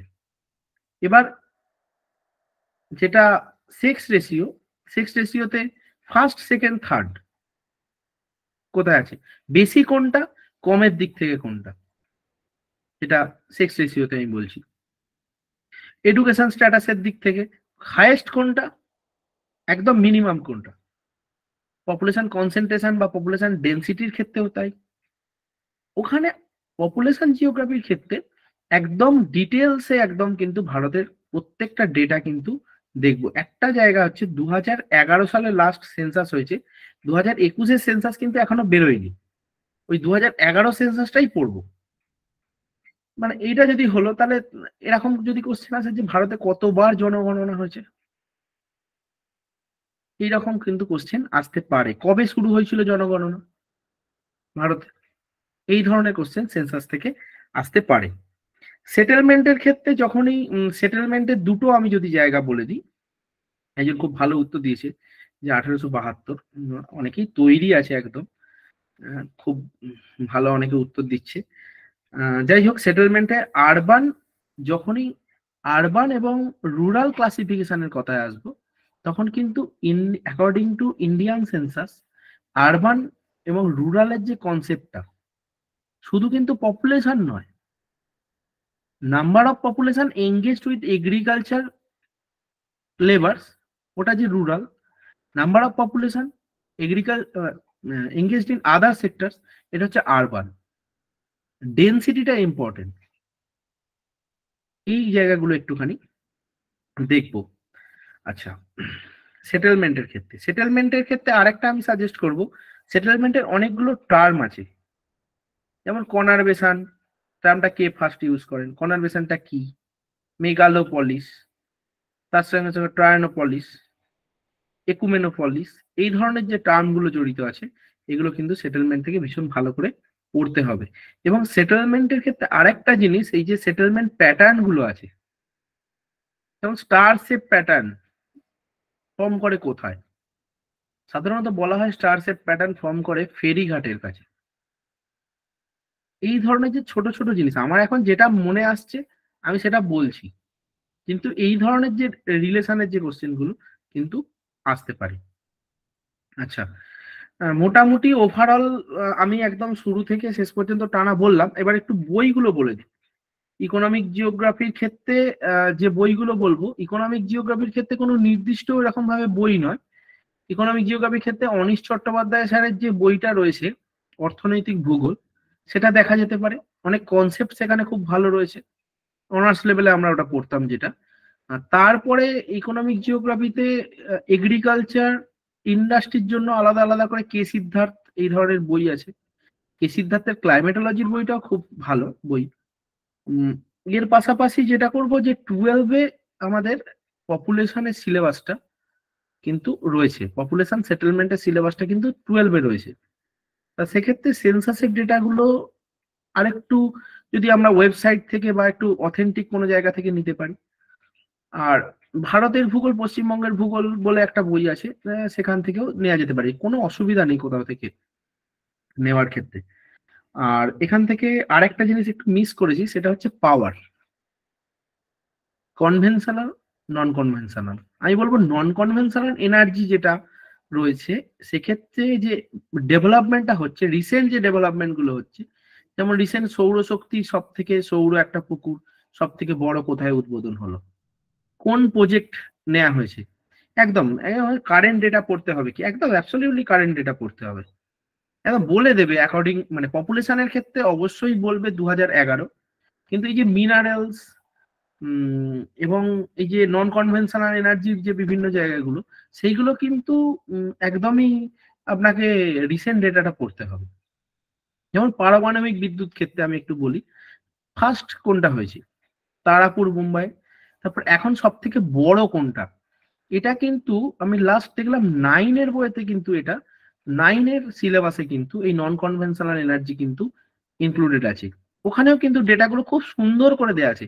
স্যার 9 থেকে পড়বো, কোনো কিন্তু যদি তো নেই, যেখান থেকে পাবো আমি ডেটাটা খাতায় তুলে সুন্দর করে রাখবো, যে সৌর বিদ্যুৎ সব থেকে বড় কোথায়, বায়ু শক্তি কেন্দ্র কোথায় বেশি আছে, অপ্সারা বা যেটা তারাপুর বললাম, যেটা ফার্স্ট কত সালে হয়েছিল, ইয়ারটা ইম্পর্টেন্ট।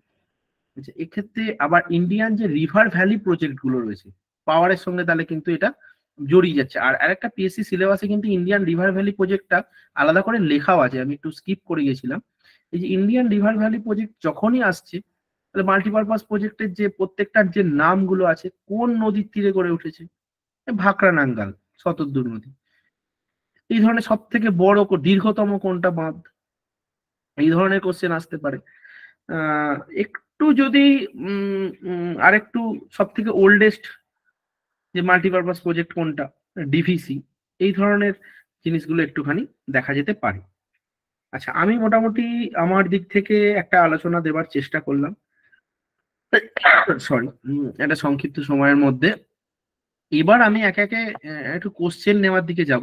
আমি যদি কোনো বই মিস করে থাকি, সেটা হচ্ছে পপুলেশন জিওগ্রাফিতে কনসেপ্টের জন্য আরসি সাধনার যে বইটা আছে সেটা নেওয়া যেতে পারে, দেখা যেতে পারে। জাখারিয়ার একটা ভালো বই আছে, দেখা যেতে পারে কনসেপ্টের জন্য। H-x pyramid, demographic transition theory, Malthus যে তত্ত্বটা, এইগুলো ভালো আছে ওখানে, এই যে ইংলিশ বইগুলোতে। আর এমনি যেটা ডেটার জন্য নিচে থেকে উপর পর্যন্ত এবং বাজার চলতি যে বইগুলো, কিন্তু একটু ভরসাযোগ্য বই, একটু ভরসা করা যাবে সেরকম একটা বইকে রেফার করতে হবে এই ডেটার জন্য। ডেটার গুলো আর একটা সেকেন্ড থার্ড জায়গা থেকে একটুখানি কিন্তু ক্রস চেক করে নিতে হবে। মাইগ্রেশন থিওরি পড়তে হবে স্যার, একদম মাইগ্রেশন থিওরি পড়তে হবে। এবং এই যে মাইগ্রেশন থিওরির প্রত্যেকটা যে নাম আছে, থিওরিগুলোর নাম কে দিয়েছে পড়তে হবে। বাদ বাদ গেছে অবশ্যই। আচ্ছা, আরেকটা জিনিস আমি একটু বাদ দিয়েছি, আমি একটু বলে দিই, আমার যেগুলো মনে আসছে সেগুলো আমি একটু বলি। সেটা হচ্ছে জিওমরফোলজি থেকে আমি ওয়েদারিং এবং মাস ওয়াস্টিং বাদ দিয়েছি। এটা কিন্তু বাদ দিয়ে চলে গেলে একটুখানি অপূর্ণ থেকে যেত। ওয়েদারিং থেকে যেমন কাস্ট রিজিয়নে which chemical weather act, karst রিজিয়নে অবশ্যই কার্বনেশন অ্যাক্ট করবে। তার সঙ্গে সঙ্গে যখনই কেমিক্যাল ওয়েদারিং চলে এলাম, সেখানে কিন্তু কেমিক্যাল ওয়েদারিং এ সমস্ত কিছু যে প্রসেস গুলো, যে হাইড্রোলিসিস থেকে একেবারে শুরু করে অক্সিডেশন পর্যন্ত সমস্তটা কিন্তু পড়তে হবে। ওয়েদারিং এর সঙ্গে সঙ্গে যেটা যুক্ত হয়ে গেল সেটা হচ্ছে ডেনুডেশন। ডেনুডেশন অনেক বড় জিনিস, কি কি নিয়ে ডেনুডেশন, সেটা একটুখানি দেখতে হবে। ওয়েদারিং টার্মটা কে প্রথম ব্যবহার করেছিল, এরকম কোশ্চেন কিন্তু ইদানিং আসে, যে ওয়েদারিং টার্ম কে ব্যবহার করেছিল। আচ্ছা, যেমন বেস লেভেল অফ ইরোশন টার্মটা কে ব্যবহার করেছিল, এটা অনেকে প্রশ্ন করছে থট কি সিলেবাসে থাকবে। থট আগের বারে ছিল না, থট আগের বারে ছিল না, হয়তো 11-12 লেভেলে থট হয়তো যুক্ত হতে পারে বলে আশা। যদি থট নাও থাকে, ওপর যে এই যে জিওগ্রাফি টার্মটাকে ব্যবহার করি, হয়তো খুব ডিটেলস থটের কনসেপ্ট নাও থাকতে পারে, যে ওয়েলফেয়ার জিওগ্রাফি যদি থট না লেখা থাকে তাহলে হয়তো থাকবে না। যেমন জিওগ্রাফি টার্ম কয়েন বাই, একদম সোজা সোজা যে জিনিস, মডার্ন ফাদার অফ জিওগ্রাফি, এই ধরনের কিছু জিনিস থাকতে পারে। কার্টোগ্রাফি, স্ট্যাটিস্টিক্স, প্র্যাকটিক্যাল থেকে সেরকম ভাবে মানে জিনিসগুলো আগের বারে ছিল না। আমি পরবর্তীকালে অবশ্যই দু একটা কথা বলে দেব। যেমন আজ যখনই পড়ছি, টুতি যখনই পড়ছি, তখনই কিন্তু ওখানে কিছু প্র্যাকটিক্যালের জিওলজি যে আমরা করতাম, জিওলজিক্যাল ম্যাপ, সেখানের কিছু কোশ্চেন কিন্তু ওখানে ছিল, পিএসসি তে কিছু কোশ্চেন ছিল, কিন্তু ডাইরেক্ট এরকম প্র্যাকটিক্যালের কোশ্চেন কিন্তু আগের বারে ছিল না বলে আমি কিন্তু আলোচনা করলাম না। কিন্তু আমার মনে হয় প্র্যাকটিক্যালের সিলেবাস 11-12 বা 9-10 সব জায়গাতেই একটু দেওয়া উচিত, আগের বারে বাদ দিয়েছিল পিএসসি। ওভারঅল একটা আলোচনার পরে আমি পিএসসি নিয়ে দু একটা কথা বলি, আমার যেটা ফিলিংস হচ্ছে আমি একটু বলি। সেটা হচ্ছে, দেখুন, পিএসসি সব মানে সমস্ত পরীক্ষা নেয়, পিএসসি যখন সাবজেক্ট এক্সপার্ট অবশ্যই থাকবে, তার সঙ্গে সঙ্গে ভূগোল রিলেটেড যদি রিসেন্ট ফুড এসআইআর পরীক্ষাও দেখা যায়, তাহলে পিএসসির কোনো কোনো জায়গায়, যেমন একটা উদাহরণ বলছি, লোকটাক হ্রদ কোথায়, কোন স্টেটে অবস্থিত, এই কোশ্চেনটা পড়েছিল। এটা নিশ্চয়ই জিওগ্রাফির লোক কোশ্চেনটা বলেছে, ওদের প্যানেলের মধ্যে কেউ আসে। তাহলে যখনই এই ধরনের ওভারঅল একটা জিনিস চলে আসবে, সেক্ষেত্রে কিন্তু কিছু কিছু ইনফরমেটিভ কোশ্চেনের চান্স কিন্তু বেড়ে যাবে। এটা কিন্তু একটা জায়গা আমি পিএসসি নিয়ে বলছি। আর কনসেপ্টের দিক থেকে, কনসেপ্টের অবশ্যই সাবজেক্ট এক্সপার্টরা কোশ্চেন করবে, এমন নয় যিনি পিএসসি তে আছেন তিনি সবসময় প্রশ্ন করছে, সাবজেক্ট এক্সপার্ট থাকবে। এবার এর বাইরে যেটা সবাই বলছে যে প্র্যাকটিক্যালের যে ব্যাপারগুলো, প্র্যাকটিক্যাল থেকে আমি বলবো একদম প্রাইমারি লেভেলে প্র্যাকটিক্যালটা একটু আধটু দেখে যাওয়া একটু উচিত। যেমন একদম শুরুতে যদি আমি মিডিয়ান মোড স্ট্যাটিস্টিক্স থেকে বলি, প্র্যাকটিক্যালের মধ্যেই একদম standard deviation, coefficient of variation, এই ছোট ছোট জিনিসগুলো। এখন একটু রিমোট সেন্সিং জিআইএসটা দেওয়ার একটু চান্স আছে। রিমোট সেন্সিং জিআইএসে ওই আইআরএস P4, P5, P6 কোনটা কি, কার্টোস্যাট কোনটা, এই ধরনের কিছু জিনিস থাকতে পারে। এগুলো সবই যদি কিন্তুর ওপর দাঁড়াবে, কারণ সিলেবাস যতক্ষণ না পাবলিশ হচ্ছে আমি বলতে পারবো না যে এটাই থাকবে। মোটামুটি একটা ওভারঅল প্র্যাকটিক্যালের জিনিস কিন্তু থাকা উচিত। এবং এবারে যেহেতু যখন সিলেবাস একটুখানি মডিফাই হবে, তখন হয়তো এটা ঢুকে যাবে, এটা হয়তো ঢুকে যাবে। একটু আগের বারে বাদ গেছিল, কিন্তু কোশ্চেন কিন্তু প্র্যাকটিক্যাল থেকে, প্রজেকশন থেকে, ধরুন প্রজেকশন স্কেলের কিছু কিছু কনসেপ্ট থাকতে পারে, কোশ্চেন থাকা উচিত। যন্ত্রগুলো নিয়ে একটু প্রশ্ন থাকতে পারে, যেমন prismatic compass, dumpy level instrument গুলো নিয়ে একটুখানি কোশ্চেন থাকা উচিত। যে হোল সার্কেল বিয়ারিং, আরসিবি, এই ধরনের কিছু কিছু জিনিস থাকা উচিত। ম্যাগনেটিক বিয়ারিং, এই ধরনের যে বিয়ারিং গুলো আছে, এই ধরনের প্রশ্ন থাকা উচিত। মানে যদি সিলেবাস মডিফাই হয়, ফার্স্ট চান্স হচ্ছে প্র্যাকটিক্যাল একটুখানি ইনক্লুড হবে, থট অবশ্যই একটুখানি ঢুকবে 11-12 এর ক্ষেত্রে, 9-10 এর নাও থাকতে পারে। প্র্যাকটিক্যালটা একটুখানি 11-12, 9-10 দুটোতেই যুক্ত হওয়া উচিত। এবার অবশ্যই একটা বোর্ড এবং সমস্ত কিছু মিলিয়ে হবে, কিন্তু কিছু মডিফাই হলে এই দুটো তিনটে জিনিস মডিফাই হবে।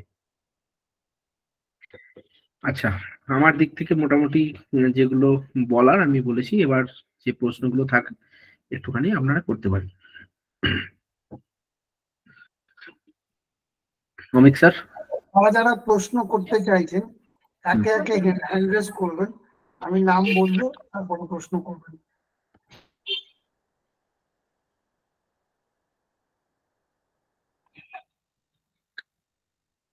আপনারা যদি কেউ প্রশ্ন করতে চান একে একে হ্যান্ড রেজ করুন, আমি নাম বলবো, তারপরে প্রশ্ন করবেন। কারোর কি কোনো প্রশ্ন আছে?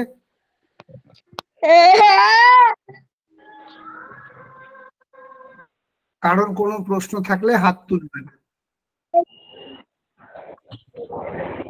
বিবেক মন্ডল বলুন।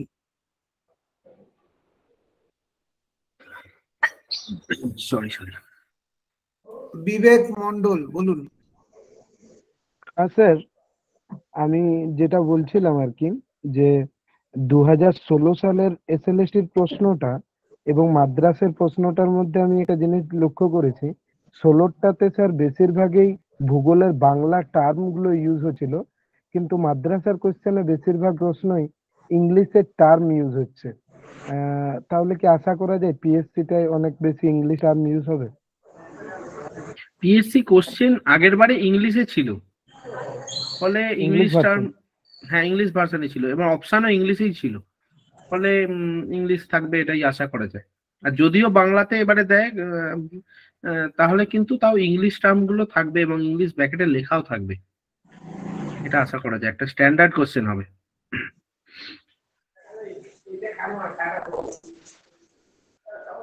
নেক্সট প্রসাদ সাঁতরা।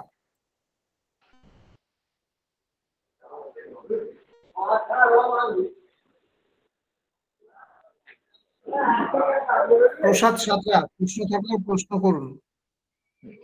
আমার একটা বিষয় জানার আছে। হ্যালো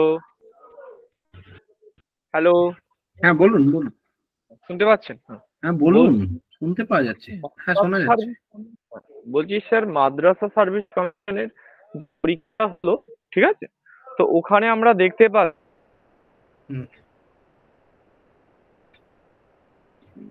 সেট বা সেট ধরনের যেগুলো হয় কনসেপচুয়াল। তো আচ্ছা, প্রসাদ বাবুকে বলবো, আপনার কথা শোনা যাচ্ছে না।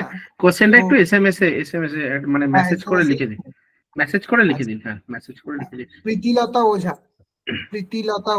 হ্যাঁ স্যার, নমস্কার স্যার।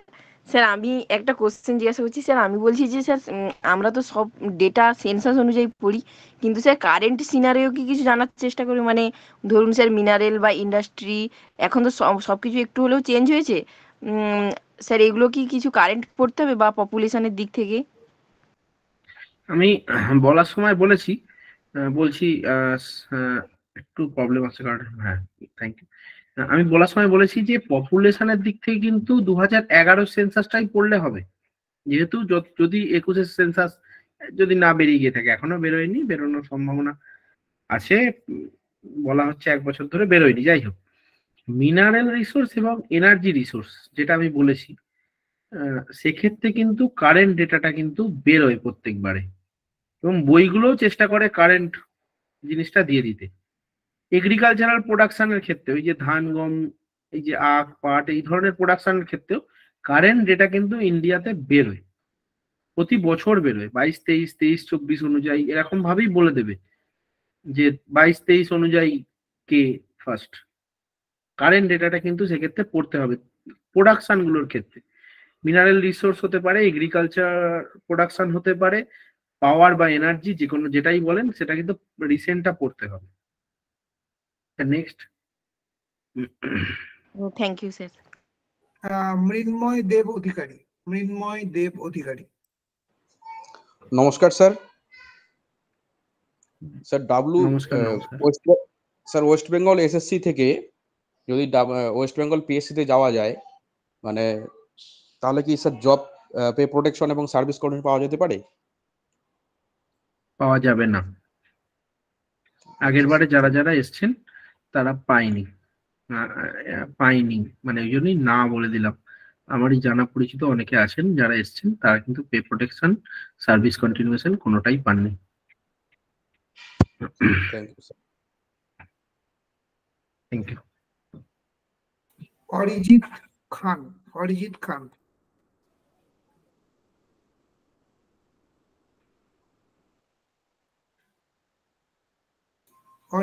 খান। আমার একটা কোয়ারি আছে, সেটা হচ্ছে ওই এনভায়রনমেন্টাল জিওগ্রাফিতে environmental pollution, degradation, conservation, green house, man environment relation, এই জায়গাগুলো থেকে ইউজিসি নেট হোক বা অন্যান্য পরীক্ষাগুলোতে হোক, অনেকটা ডেপথে গিয়ে কোয়েশ্চেন গুলো করছে। তো সেটার উপরে যদি একটা জিস্ট পরবর্তীকালে ক্লাসে যদি কিছু একটুখানি অন্তত করা যায়, কারণ এত বড় সিলেবাসকে কভার করাটা খুব মুশকিলের। 6 মাস হোক 7 মাস হোক, দেখতে অল্প সিলেবাস কিন্তু অনেক ডিটেলসে হয়।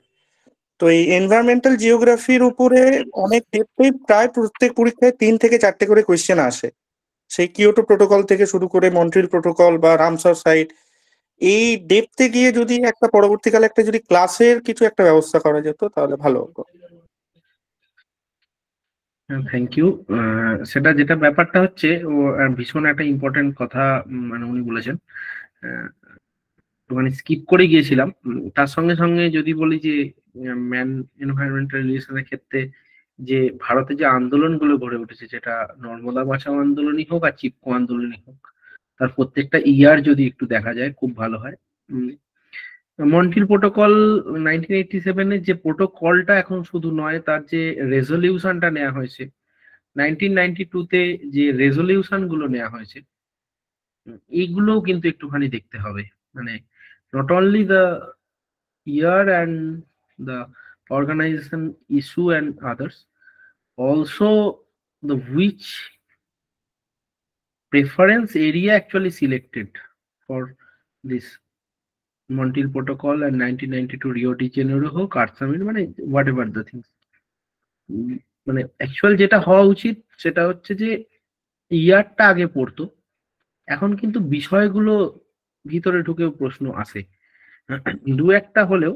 এখানে কিন্তু একটু যদি আমি বললাম, যেটা 1987 এর মন্ট্রিল প্রোটোকল, 1992-তে রিও ডি জেনেরোতে আর্থ সামিট, জোহান্সবার্গের যে ক্লাইমেট সামিট, এই ধরনের যেগুলো খুব ইম্পর্টেন্ট। আরেকটা কথা উঠেছে যে রামসার সাইট। তা রামসার সাইটে ওয়েস্ট বেঙ্গলের যে জায়গাগুলো রয়েছে, ইস্ট ক্যালকাটা ওয়েটল্যান্ডের গল্প দু একটা আসতে পারে, এই ধরনের যে জায়গাগুলো রয়েছে এগুলো একটুখানি দেখা যেতে পারে। এর বাইরে এনভায়রনমেন্টাল পলিউশনের ক্ষেত্রে, এয়ার পলিউশন বা ওয়াটার পলিউশনের ক্ষেত্রে যে টার্মগুলো চলে আসে, সেটা সহজ জিনিস, হয়তো সহজটা না এলে এই যে ইটাই মিনেমাটা, এই ধরনের যে রোগগুলোর নাম, আর এই ধরনের যে রোগগুলো, আচ্ছা আচ্ছা, ডিজিজ গুলোর সঙ্গে সঙ্গে রিলেশনের যে কেমিক্যাল কম্পাউন্ড গুলো, যা ইউট্রোফিকেশন, বিওডি সিওডির যে কনসেপ্ট, এগুলো আসবে, রিলেশনে আসবে। ওভারঅল পড়তে গেলে সমস্ত কিছু আসবে, এবং আমি এটা বলতে পারি সবকিছু হয়তো পড়ে শেষ করা যাবে না। কিছু জিনিস অবশ্যই কনসেপ্ট থাকতে হবে, তার জন্যই কোয়ালিটির প্রশ্ন আসবে। ওই জায়গাগুলোতেই তফাৎ করে দেবে, শুধু ইনফরমেটিভ নয়, ওই জায়গাগুলোতে তফাৎ করে দেবে যে কনসেপ্টটা কতটা কার ক্লিয়ার।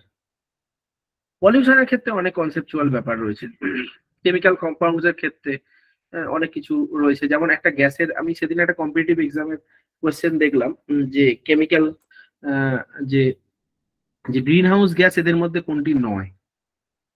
আমি মানে কনসেপ্টটা ছিলই না যে ডাব্লিউবিসিএস প্রিলিতে কোশ্চেনটা পড়েছিল, যে তাহলে পিএসসি নিয়েছে কোশ্চেনটা, মানে কোশ্চেনটা করেছে পিএসসি পরীক্ষাটা নিয়েছে যে কোন গ্যাসটা নয়। এই ধরনের কিছু জিনিস আসতেই পারে। আর রামসার সাইট যেটা বললো, যে যেটা উনি বললেন, সেটা হচ্ছে রামসার সাইটে রিসেন্ট যে যদি কিছু ইনক্লুড হয়ে থাকে সেইগুলো, যেমন একটা কোশ্চেন পড়েছিল এসএসসি তে, বোধ হয় এসএসসির এসএলএসটি তে, সম্ভবত 11-12, যে সুন্দরবন যে ওয়ার্ল্ড হেরিটেজ সাইট ঘোষণা হয়েছে সেটা কত সালে। এই ধরনের জিনিস থাকবে, এটা একটা খুব ভালো অবশ্যই একটা রিমাইন্ডার। তারপর নেক্সট মেহবুব হোসেন।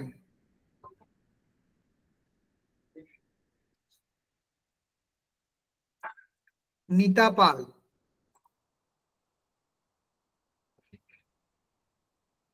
একটু তাড়াতাড়ি নিতা পাল। স্যার নমস্কার। জান্নাতুল মোল্লা। হ্যাঁ, নিতা পাল বলুন। হ্যাঁ স্যার, আমার দুটো কথা আছে। একটা হচ্ছে আমাদের যে প্রিভিয়াস ইয়ারের কোয়েশ্চেনগুলো দেওয়া হয়েছে, ওখানে এসএলএসটি দেওয়া হয়েছে দুটো। স্যার পিএসসির কি কোনো কোয়েশ্চেন পাওয়া ওটা যায় আপডেট হবে যখন পাবো আমরা, ঠিক আছে? ক্লাসের বিষয় না, আপনার যদি এখানে স্যারের সঙ্গে আজকে যে আলোচনা হলো সেই সংক্রান্ত কোনো প্রশ্ন থাকে সেটা করুন। হ্যাঁ, সে সংক্রান্ত আছে স্যার একটা। আর যে বিষয়গুলো সম্পর্কে পড়ানো হবে তার সম্পর্কে কি জিস্টে কিছু লিখিয়ে দেওয়া হবে স্যার? মানে সংক্ষিপ্তভাবে কিছু লিখিয়ে দেওয়া হবে? সবগুলোর মেটেরিয়াল পাবেন। আমি আবারও বলছি, কোর্স সংক্রান্ত নয়, আপনাকে যদি সিলেবাস বই Overall, সংক্রান্ত কোনো প্রশ্ন থাকে তাহলে করুন। না না না, থ্যাংক ইউ। আজকের হ্যাঁ, বলার বাইরে যদি কিছু থেকে থাকে মনে হচ্ছে যে এটা সম্বন্ধে একটুখানি জানতে চাই, বা আজকের বলার মধ্যে যদি কিছু ভুল হয়ে থাকে, অনেক সময় টানে বলছে অনেক কিছু ভুল হতে পারে বা অনেক কিছু বাদ যেতে পারে, সেগুলো যদি কিছু প্রশ্ন থাকে সেটা করুন। জান্নাতুল বললাম, হ্যাঁ একটা বিষয় আমি একটু বলে রাখি, যখনই কোনো ক্লাস বিএসএসিআই ওপেন প্ল্যাটফর্মে ওপেন টু অল হয়, সেখানে আমরা বা ক্লাস চলাকালীন কোর্সের ফিচার সংক্রান্ত কোনো আলোচনা হবে না। কারণ একজন স্যার যখন ক্লাসে আছেন তখন তোমরা চেষ্টা করো কন্টেন্টটা নেওয়ার জন্য। বিএসএসিআই এর ফিচার্স এর জন্য আমরা 24 ঘন্টা অ্যাভেলেবেল আছি, তোমরা যখন ইচ্ছা অফিসে ফোন করতে পারো, সেটা নিয়ে কোনো চাপ নেই। কিন্তু যখন স্যারেরা উপস্থিত থাকছেন তখন স্যারদের থেকে কন্টেন্টটা নাও, এটাই আমাদের মেন উদ্দেশ্য। জান্নাতুল মোল্লা, বলো। স্যার তাড়াতাড়ি। নমস্কার স্যার। নমস্কার স্যার। নমস্কার। হ্যাঁ স্যার, বলছিলাম যে জিওগ্রাফি যে থিওরি গুলো রয়েছে, মেনলি ম্যালথাস, তারপর কোপেন, এরকম অনেক থিওরি রয়েছে, এগুলো কি ডিটেলসে পড়তে হবে? মানে মাঝে মাঝে দেখা যায় কিছু কিছু কোশ্চেন আসে যেগুলো একদম ডেপথ থেকে আসে, সেগুলো অনেক সময় ওভারঅল কোশ্চেন পড়ে মাথায় মানে কমপ্লিট করা যায় না। তো এরকম অবশ্যই, কোশ্চেন গুলো অবশ্যই। স্যার কিভাবে সলভ করবো, মানে কেমন ভাবে পড়লে একটু ভালো হবে যদি বলেন। ঠিক ঠিক ঠিক। আমি দুটো তিনটে জায়গা একটু বলে দিচ্ছি, এর বাইরে যে হবেই না এটা নয়, আমি দুটো তিনটে জায়গা আমার যেটা মনে হয় যেটা কম্পিটিটিভের জন্য দরকার সেটা বলছি। সেটা হচ্ছে, আনমিউট করে দিন, হ্যাঁ মিউট করে দিন, মিউট করে দিন, একটু শোনা যাবে না। আমি যেটা বলছি যে প্রত্যেকটা অথর যে থিওরি গুলো পাবলিশড করেছে, আমি সেই বইগুলো একটু জেনে গেলে খুব ভালো হয়। সেই বইগুলো এবং তার পাশে ইয়ারটা একটু লিখে নেবেন, এটা ইম্পর্টেন্ট। থিওরির জন্য প্রি অ্যাজাম্পশন যেগুলো, অর্থাৎ যে কোনো একটা থিওরি মানে কি, থিওরি মানে এই কন্ডিশন থাকলে এটা হতে পারে। মডেল বা থিওরি যাই হোক, এটা কিন্তু মডেল থিওরি আলাদা জিনিস। আমি বলছি যে কোনো মডেল বা থিওরি যেটাই পড়তে যাবেন, সেখানে কিন্তু প্রি মানে অ্যাজাম্পশন বা প্রি কন্ডিশনস গুলো একটু ভালো করে দেখে দেবেন। সেই জায়গা থেকে কিন্তু খোঁজা ফাঁক ফোকরটা খোঁজার চেষ্টা করা হয়। এর বাইরে মডেলটা বা থিওরিটা একটু জিস্ট বা জেনারেল আইডিয়াটা থাকলেই হবে। এবার আপনি অনেকগুলো জিনিস একসঙ্গে বলে দিয়েছেন, যেমন কোপেনের সঙ্গে ম্যালথাস, কোপেনের সঙ্গে ম্যালথাস কিন্তু কোনোভাবেই যাবে না। কোপেনের জিনিসটাই আলাদা। যেতে পারে বন্ধুনেন বা ম্যালথাস, আমি সেটাই বলছি। হ্যাঁ হ্যাঁ, বুঝতে পেরেছি, আমি বুঝতে পেরেছি, আমি মানে আপনার জায়গাটা আমি বুঝতে পেরেছি। কোপেনের জায়গাটা আমি বলছি, কিন্তু কোপেনটা কিন্তু একটু বেশি মনে রাখতে হবেই আপনাকে। এই যে ABCDE, তার সঙ্গে সঙ্গে ছোট হাতের এইগুলো তো মনে রাখছেন আপনি, এমটা কি, এমটা পর্যন্ত যেতে হবে। এর বাইরে আপনি যখনই মনে রাখছেন তখন কিন্তু আরেকটা জিনিস আমি কোপেন কিন্তু বলার সময় বলেছি, যে ইন্ডিয়ান ক্লাইমেটিক সিনারিওতে কোপেনের কোনটা, কোন জায়গাটা কোথায় খাপছে। যদি আমি বলি থর ডেজার্টটা কোনটাতে দেব, বা হিমালয়ান যে রেইন ফরেস্ট রিজিয়ন কোথায় দেব, এই জায়গাটা। আরেকটা জায়গা আমি বলিনি, এই আপনার বলার পরে আমার মনে এলো, যেমন ফরেস্ট, ইন্ডিয়ান ফরেস্ট আমি বাদ দিয়ে গেছি। ইন্ডিয়ান ফরেস্টটা ক্লাইমেটের সঙ্গে একটু রিলেট করে যে জোন গুলো আছে সেটা একটু দেখে নিলে ভালো হয়। আরেকটা জিনিস এখানে অনেকবার প্রশ্ন ফেস করতে গিয়ে দেখেছি, সেটা হচ্ছে এই যে হিমালয়ান রিজিয়নে যে ফরেস্টের যে চেঞ্জ হচ্ছে, যে কোনো হাই টোপোগ্রাফিতে ফরেস্ট চেঞ্জ হচ্ছে according to change of the topography or height. এই যে ডিফারেন্ট হাইটে যে ভেজিটেশন ক্যারেক্টারটা চেঞ্জ হচ্ছে শুধু নয়, ভেজিটেশনের নামগুলো। এবারের কোনো একটা প্রশ্নতে আমার ঠিক মাথায় আসছে না, কিন্তু এটা প্রশ্ন ছিল রোডোডেনড্রন কোন হাইটে দেখা যায়, রোডোডেনড্রন কোন হাইটে দেখা যায়, 1000 থেকে 2000, 2000 থেকে 3000 মিটার, 3000 থেকে 4000, 4000 থেকে 5000। মানে এই জায়গাতেও কোশ্চেনটা কিন্তু আসতে পারে, শুধু কিন্তু এই জায়গাটাতে নয়। আর থিওরির ক্ষেত্রে উনি যেটা বললেন, প্রত্যেকটা থিওরির আলাদা আলাদা অ্যাপ্রোচ আছে। যেমন ডেভিসের থিওরি যদি আমি ধরে নিই ইরোশনাল সাইকেলের ক্ষেত্রে, সেখানে আমি বলছি ওই ক্ষয়চক্রের পূর্ব শর্তাবলীগুলো আর প্রত্যেকটার বৈশিষ্ট্যগুলো আর যে টার্মগুলো ইউজ হয়েছে, এই যে মোনাডন, পেনিপ্লেন, পেঙ্কের ক্ষেত্রে এন্ড্রাম, প্রাইমারাম, হ্যালডেনহ্যান্ড, বসাঙ্গেন, এই যে টার্মগুলো ইউজ হয়েছে এগুলো আপনি একটুখানি দেখে যেতেই হবে। এবং পেন কোথায় কোথায় ডেভিসের থেকে আলাদা, এই জায়গাটা একটু দেখে গেলেই হবে। আহ, প্রচুর পড়ে একদম মানে পুরোটা জানতে হবে সেটা না, ওভারঅল একটা আইডিয়া থিওরি থাকতেই হবে। ওয়েবারের যে আইডিয়া গুলো, ওভারঅল আইডিয়াটা প্রথম, তারপর বইগুলোর নামটা একটুখানি মাথায় রাখবেন। বইগুলোর নাম একটুখানি দেয়, যেমন ম্যালথাসের বইটা, যে বইগুলোর নামটা কিন্তু বারবার দেয়। আর কিছু ভালো কোশ্চেন। Thank you sir. আচ্ছা, নেক্সট হচ্ছে পরমানন্দ, তোমাকে বলবো প্রশ্ন করার জন্য। নমস্কার স্যার। নমস্কার। বলছিলাম স্যার, ওই বাংলা ভার্সনের যে বইগুলো অথেন্টিক যে বইগুলো, মানে ডাটাবেসে ভালো, সেই বইগুলোর নামগুলো একটু বলে দিলে বা লিস্ট দিয়ে দিলে ভালো হয় এগুলো। আচ্ছা, আপনি বাংলা ভার্সনের ডেটাবেস বই মানে পপুলেশন এই ধরনের চাইছেন? মিনারেল বাংলা ভার্সনের বই লেখক তো অনেকগুলো আছে আর কি, তো সবগুলো কেনা সম্ভব হচ্ছে না। সে তো বটেই, সব তো একসঙ্গে অবশ্যই কেনা যাবে না। যেগুলো ভালো আর কি সেগুলো বলে দিলে তাহলে সেগুলো আমরা জোগাড় করে রাখতে পারবো। ইকোনমিক জিওগ্রাফির ক্ষেত্রে একটু কনসেপ্ট বা একটু থিওরি টার্ম এগুলোর জন্য অনিশ চট্টোপাধ্যায় স্যারের বইটা আমি বলেছি, অর্থনৈতিক ভূগোল। আর পপুলেশন জিওগ্রাফির ক্ষেত্রে বাংলায় যে বইটা আছে সেটা মানে যাই হোক, সেটা 11-12 এর বইটা পড়ুন, সেটেলমেন্টটা পড়ুন। আর তার থেকে একটু ভালো কোন লেখকের ওটা? যুধিষ্ঠির হাজরা এবং দুলাল দাস। আচ্ছা আচ্ছা।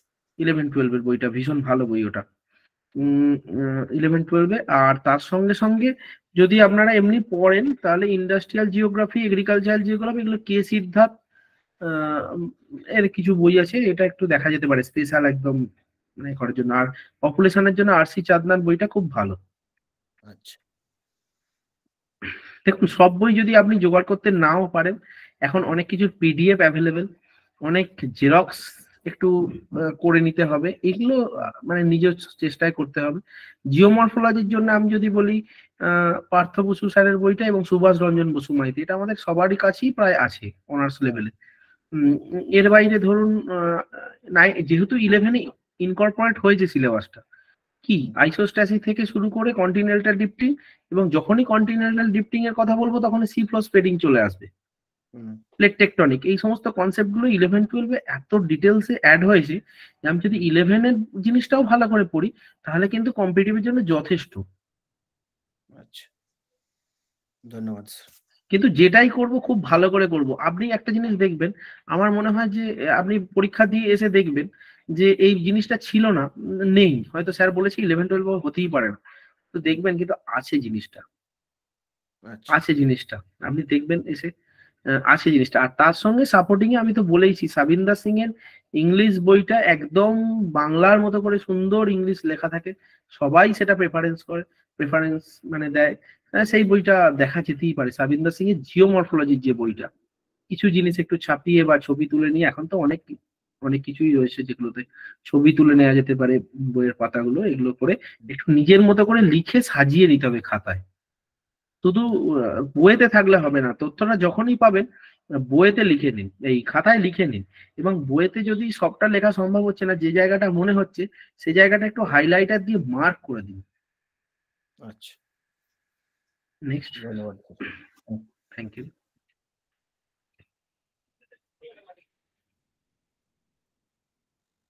নেক্সট শ্রেয়া বিশ্বাস। হ্যাঁ স্যার, আমার একটা কোয়েশ্চেন আছে এখানে রিমোট সেন্সিং নিয়ে কোয়েশ্চেনটা। তো মানে 1859-এ যখন আর কি বেলুনের মাধ্যমে রিমোট সেন্সিং হয়, তারপরে 2024-এ জুলাইতে যেটা হবে আর কি নতুন, যেটা মানে গগন মিশন যেটা হবে, তো এর মধ্যে যে একটা ড্রাস্টিক যে চেঞ্জ হয়েছে স্যাটেলাইটে, তো এর মধ্যে কি কোয়েশ্চেন আসতে পারে, মানে কেমন ধরনের কোয়েশ্চেন আমি পড়ে তৈরি থাকবো, সেটা যদি কিছু বলেন। Thank you. Remote sensing GIS আগের বারে ছিল না, রিমোট সেন্সিং জিআইএস অ্যাড হবে এটা আশা নিয়ে দু একটা কথা বলেছিলাম।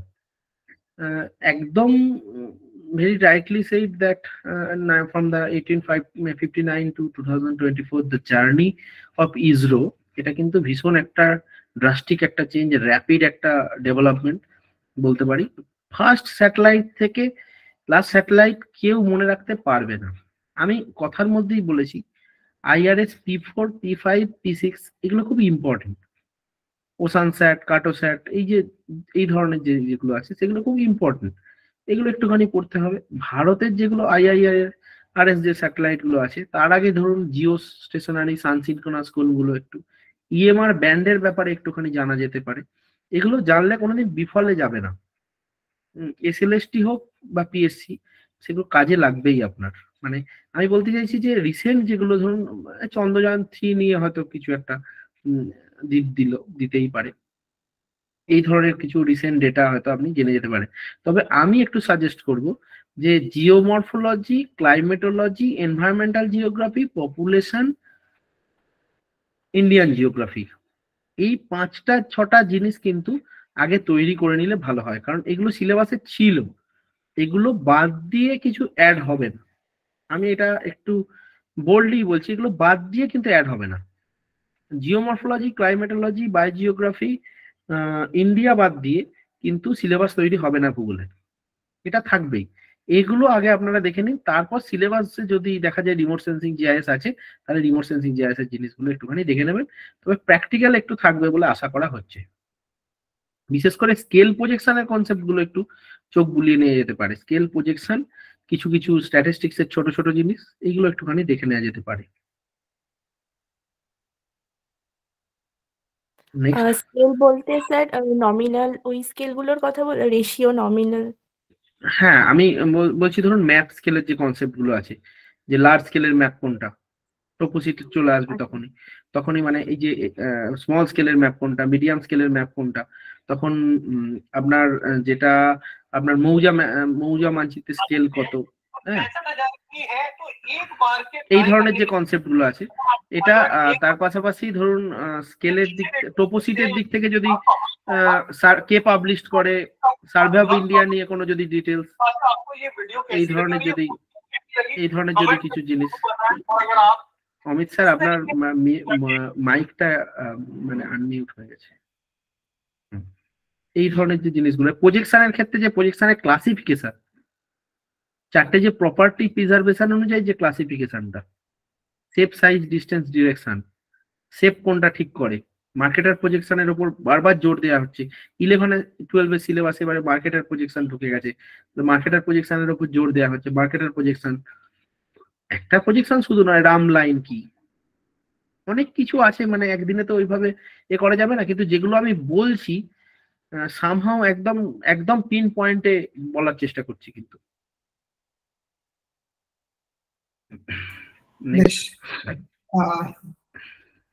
নেক্সট আর তো হাত নেই তো, সকলকে অসংখ্য ধন্যবাদ আজকে এতক্ষণ আমাদের সঙ্গে। স্যার ইন্টারভিউ এন্ড ডেমনস্ট্রেশন নিয়ে একটু বলুন। আচ্ছা ঠিক আছে, এটা স্কিপ করে গেছি, এটা 2 মিনিট 4 মিনিট বলি তাহলেই কভার করে যাবে। ইন্টারভিউতে যারা চান্স পাবে তাদের ক্ষেত্রে সত্যি এটাও একটা অ্যাচিভমেন্ট হবে। ইন্টারভিউতে চান্স যখন তোমরা পাবে, প্রথমে আমাকে যেটা বলা হয়েছিল একটুখানি নিজের সম্পর্কে বলতে বলা হয়েছিল, এক্সপ্রেস ইয়োরসেলফ। সেটা একটু আধটু বলার পরে খুব সহজ হয়ে গেছিল জিনিসটা। ফ্যামিলিয়ার একটা বিহেভিয়ার পেয়েছিলাম, আগের দিনই বলেছি। খুব ভালো হেল্প করেছিল ওনারা, ভীষণ হেল্প করেছিলেন। প্রথমে মানে এতটাই টেনশনে ছিলাম, সদ্য পাস করে ডাক পেয়েছিলাম, মানে MSc করার একদম পরেই ডাক পেয়েছিলাম, ফলে একটা টেনশন ছিল। সঙ্গে সঙ্গে ওনারা এতটা ফ্যামিলিয়ার বিহেভিয়ার করেছিলেন যে তাতে অনেকটা ইজি হয়ে গেছিল জিনিসটা। তারপর আমাকে একটা টপিক থেকে, ফ্লুভিয়াল জিওগ্রাফি থেকে, আমি জানি না ফ্লুভিয়াল জিওগ্রাফি কেন পড়াতে দিয়েছিল, ওটা আমার সব থেকে পছন্দের জায়গা বলতে পারেন। তা ওইখান থেকে আমাকে পড়াতে বলা হয়েছিল যে ফ্লুভিয়াল অ্যাকশন এবং তার সঙ্গে ল্যান্ডফর্ম গুলোর যে রিলেশনটা, ওটা পড়াবেন, কিন্তু ল্যান্ডফর্ম গুলো শুধু পড়াবেন না। যে এই যে রিলেশনটা করতে বলা হয়েছিল, তখন মনে হয়েছিল যে সত্যি মনে হয় কেউ হয়তো মানে উপর থেকে হয়তো বলে দিচ্ছে যে আমি এটাই পড়ে এসেছি, এরকম একটা ব্যাপার ঘটেছিল। যাই হোক, এটা পড়িয়েছিলাম। এটা পড়ানোর পরে আমাকে ওখান থেকে ফ্লুভিয়াল থেকে যাবতীয় যা কোশ্চেন সমস্ত কিছু করা হয়েছিল ফ্লুভিয়াল থেকে। বোর্ড ওয়ার্ক করতে হয়েছিল, অবশ্যই বোর্ড ওয়ার্ক করতে দিয়েছিল। বোর্ড ছিল, হোয়াইট বোর্ড ছিল, মার্কার ছিল, খুব সুন্দর একটা পরিবেশ দেওয়া হয়েছিল। বারবার বলছি, প্রায় অনেকটা সময় মানে পড়াতে দেওয়া হয়েছিল। মানে আমি চাইছি এবার না বলুক, মানে স্টপ করতে বলুক, কিন্তু ওনারা স্টপ করতে বলেননি, অনেকক্ষণ পড়াতে সুযোগ দিয়েছিল। তারপরে বিভিন্ন জায়গা থেকে কোশ্চেন, কাস্ট অঞ্চল থেকে আমার হার্মস কি সেই নিয়ে কত কথা উঠে এসেছিল। সিজিক বিডি কনসেপ্টে কেন তুমি সিজিক বিডির নাম বললে, এই ধরনের concept.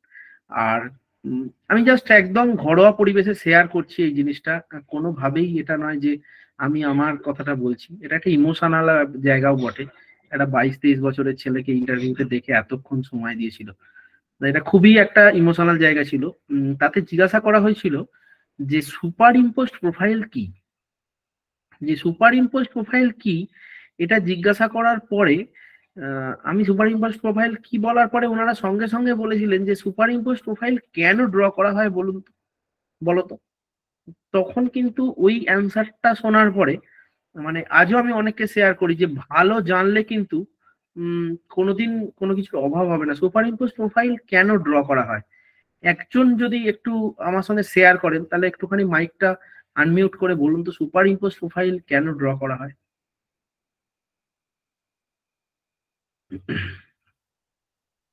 Anybody from the audience, super impose profile কেন ড্র করা হয়?